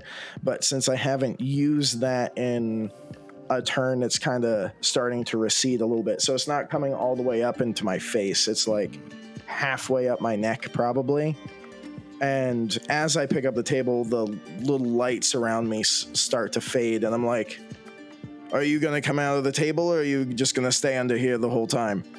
She's gonna put her hand to your new tattoo, like that new area where it's slowly fading away. She's just gonna put her hand on it.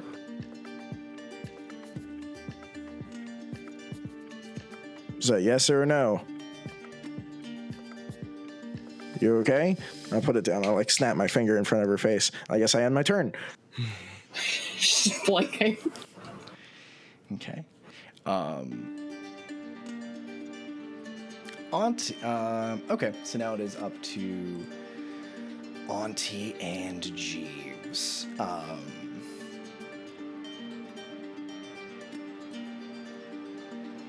You hear again that kind of jaunty humming, and she goes, "Oh look, there's the party crasher," and steps back almost into the shadows and disappears entirely. This enormous mass just fades away. And you hear giggling, like a little old lady at church who just told a dirty joke. Except this joke happens to be the dirtiest joke, and the church happens to be in hell. And there is a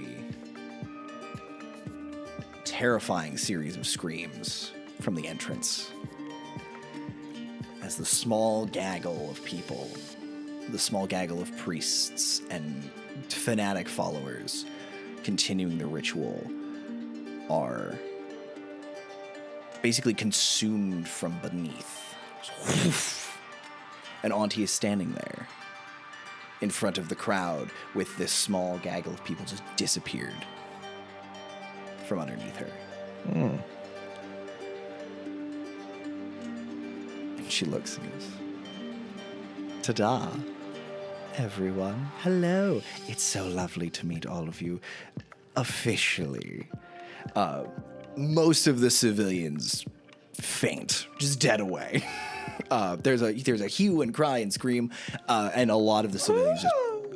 It's probably for the best. Honestly, this has been one of the more exciting weddings, and they didn't get nearly enough to drink. If they'd had more to drink, they'd probably still be awake. But Auntie is off. Jeeves continues holding down the fort. And you see Marisha come up and stand near Jeeves. And she's just throwing small little bursts of flame and catching people as they're coming over the walls. But their numbers are starting to dwindle on this side. They're starting to presumably making their way back to the main gate, where Auntie has now decided to just pop up and say hello. And Blaze, you're up, my friend. All right. Hearing Ronon say, "Help Lomey," and point over to the pillars, Blaze is gonna look over at the mayor and the scary lady and goes, "I think she's actually nice, but she might be mean," and then run 15 feet down and look over and see more pillars. Then run 15 feet more, because that's as far as I can go, and still see pillars. Yep. I'm going to look at the pillars, I'm going to look at my gun, and I'm going to shoot the pillar. Okay. With piercing shot. Okay. Oh.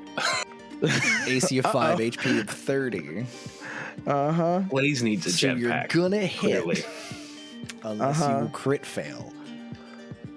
Which I might, because if I get a 2, I also... sharpshooter. That is a 10 plus 7, 17. 17 hits So the I pillar. hit the pillar.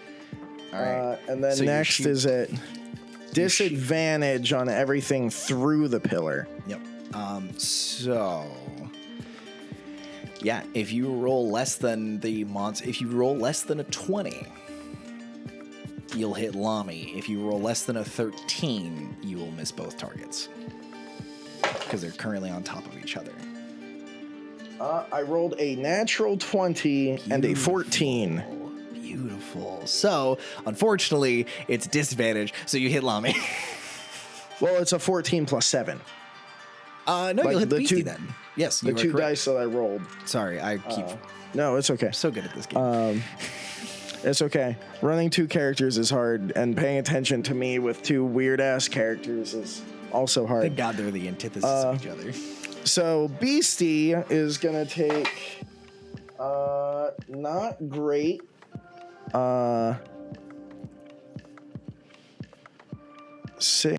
21 piercing damage. Okay. And then so the pillar collapses. Which I'll see if I hit the pillar beyond it because that could happen. Oh, and then there's a lot of civilians. Well, they're all laying down. That's true. 'Cause they all That's very fainted. true. You might hit Auntie. Well, I got a 3, which comes to a 10, so I do hit the next pillar. Correct. And I miss my misfire score by 1 because my misfire is 2. So, Spicy. so 2 pillars are down. Yeah. Probably the one closest to me, and then the one across from that if we follow angles. And then can I Angles are hard. see the creature under Lomey through the collapsing pillar? Through the dirt? I'll say sure. Okay. Then I'll shoot the dog. Cat dog. Steal- Hit him in the steal- axe hole. Um, You already have inspiration. So I'm leaving that alone. I'm going to use dazing shot. I need, if I hit, a Constitution saving throw. That is a 19. Okay. Does that miss? Side effect of 19's a miss on the attack. 19's a miss. Okay, so then I'll try to shoot him again. Dazing shot again. Dazing shot again. That is a 24. That will hit. What is the DC we're looking for on this con save? I need an 18 con saving throw. Would you consider the pillars a threat? No. Oh, okay.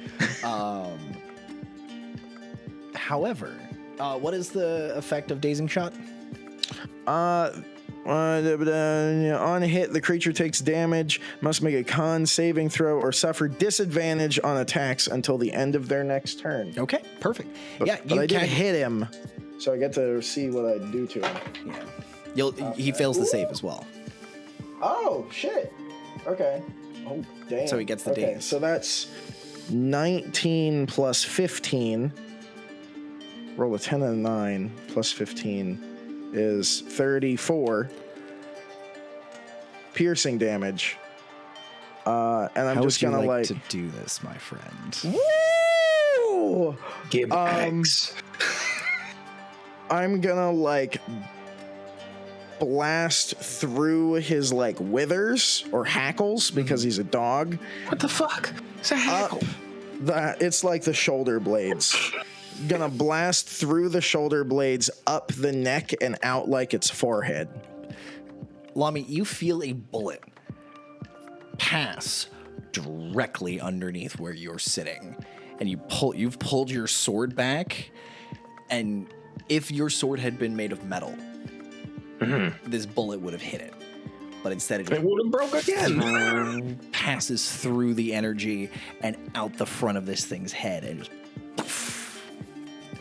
fires, just like you watch the center of the skull just blast open, and you see the light kind of flicker. And the whole thing Nice. crumbles underfoot. Would you consider it a threat? Yes, it was a threat. Very good. Very good. Very And good. I believe you have dealt with all of the hostiles, as Auntie is currently continuing to chow down and have a grand old time. I believe so.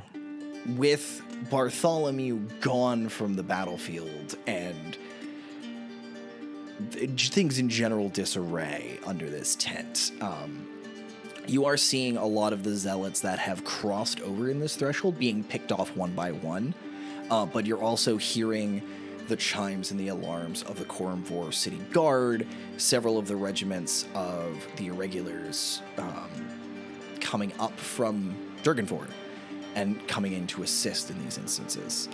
But the ruckus is kind of petered out for now. And that's where we're going to wrap for this week. Y'all survived. Lomey's going to get an axe. Blaze dealing a hell of a lot of damage. And Thalia, unfortunately, rescued the mayor. But that's going to be a little complicated to clean up. So, when next we meet again, friends, we are not playing next week. Sad. Because next week is our first 5% chance of TBD, I believe is the working title, where our friend Erica will be talking through the next game coming up on our channel, which is run by our very good friend Jared. So yeah, that'll be in this regular time slot. He's cool. He's on TikTok and has a lot of cool. It's going to be a wild game. I'm super excited for it. And then, but Sunday, I believe, Chris, we have a thing. We may have something coming up on Sunday. If all goes well, the Fandover in-person game will be done and ready for Sunday. Fingers crossed. Fingers crossed the technology doesn't bite us in the butt. But yeah, if you want to watch a very cool, very fun fight that we got to do in person this summer, we'll be doing that hopefully this Sunday. Keep an eye on the Twitter and all of the other social media stuff to keep an eye on that. But thank you all so much for hanging out. It's nice to run this game. It's been fun to play it, and I'm just excited to get to play with y'all. I am going to miss you all next week because I want to feel the aftermath of all this nonsense, but we'll figure it out. So, anyway, thank you for hanging out, Internet. Have a good night, and we will see you all on the next one. Bye-bye, everybody. Bye-bye.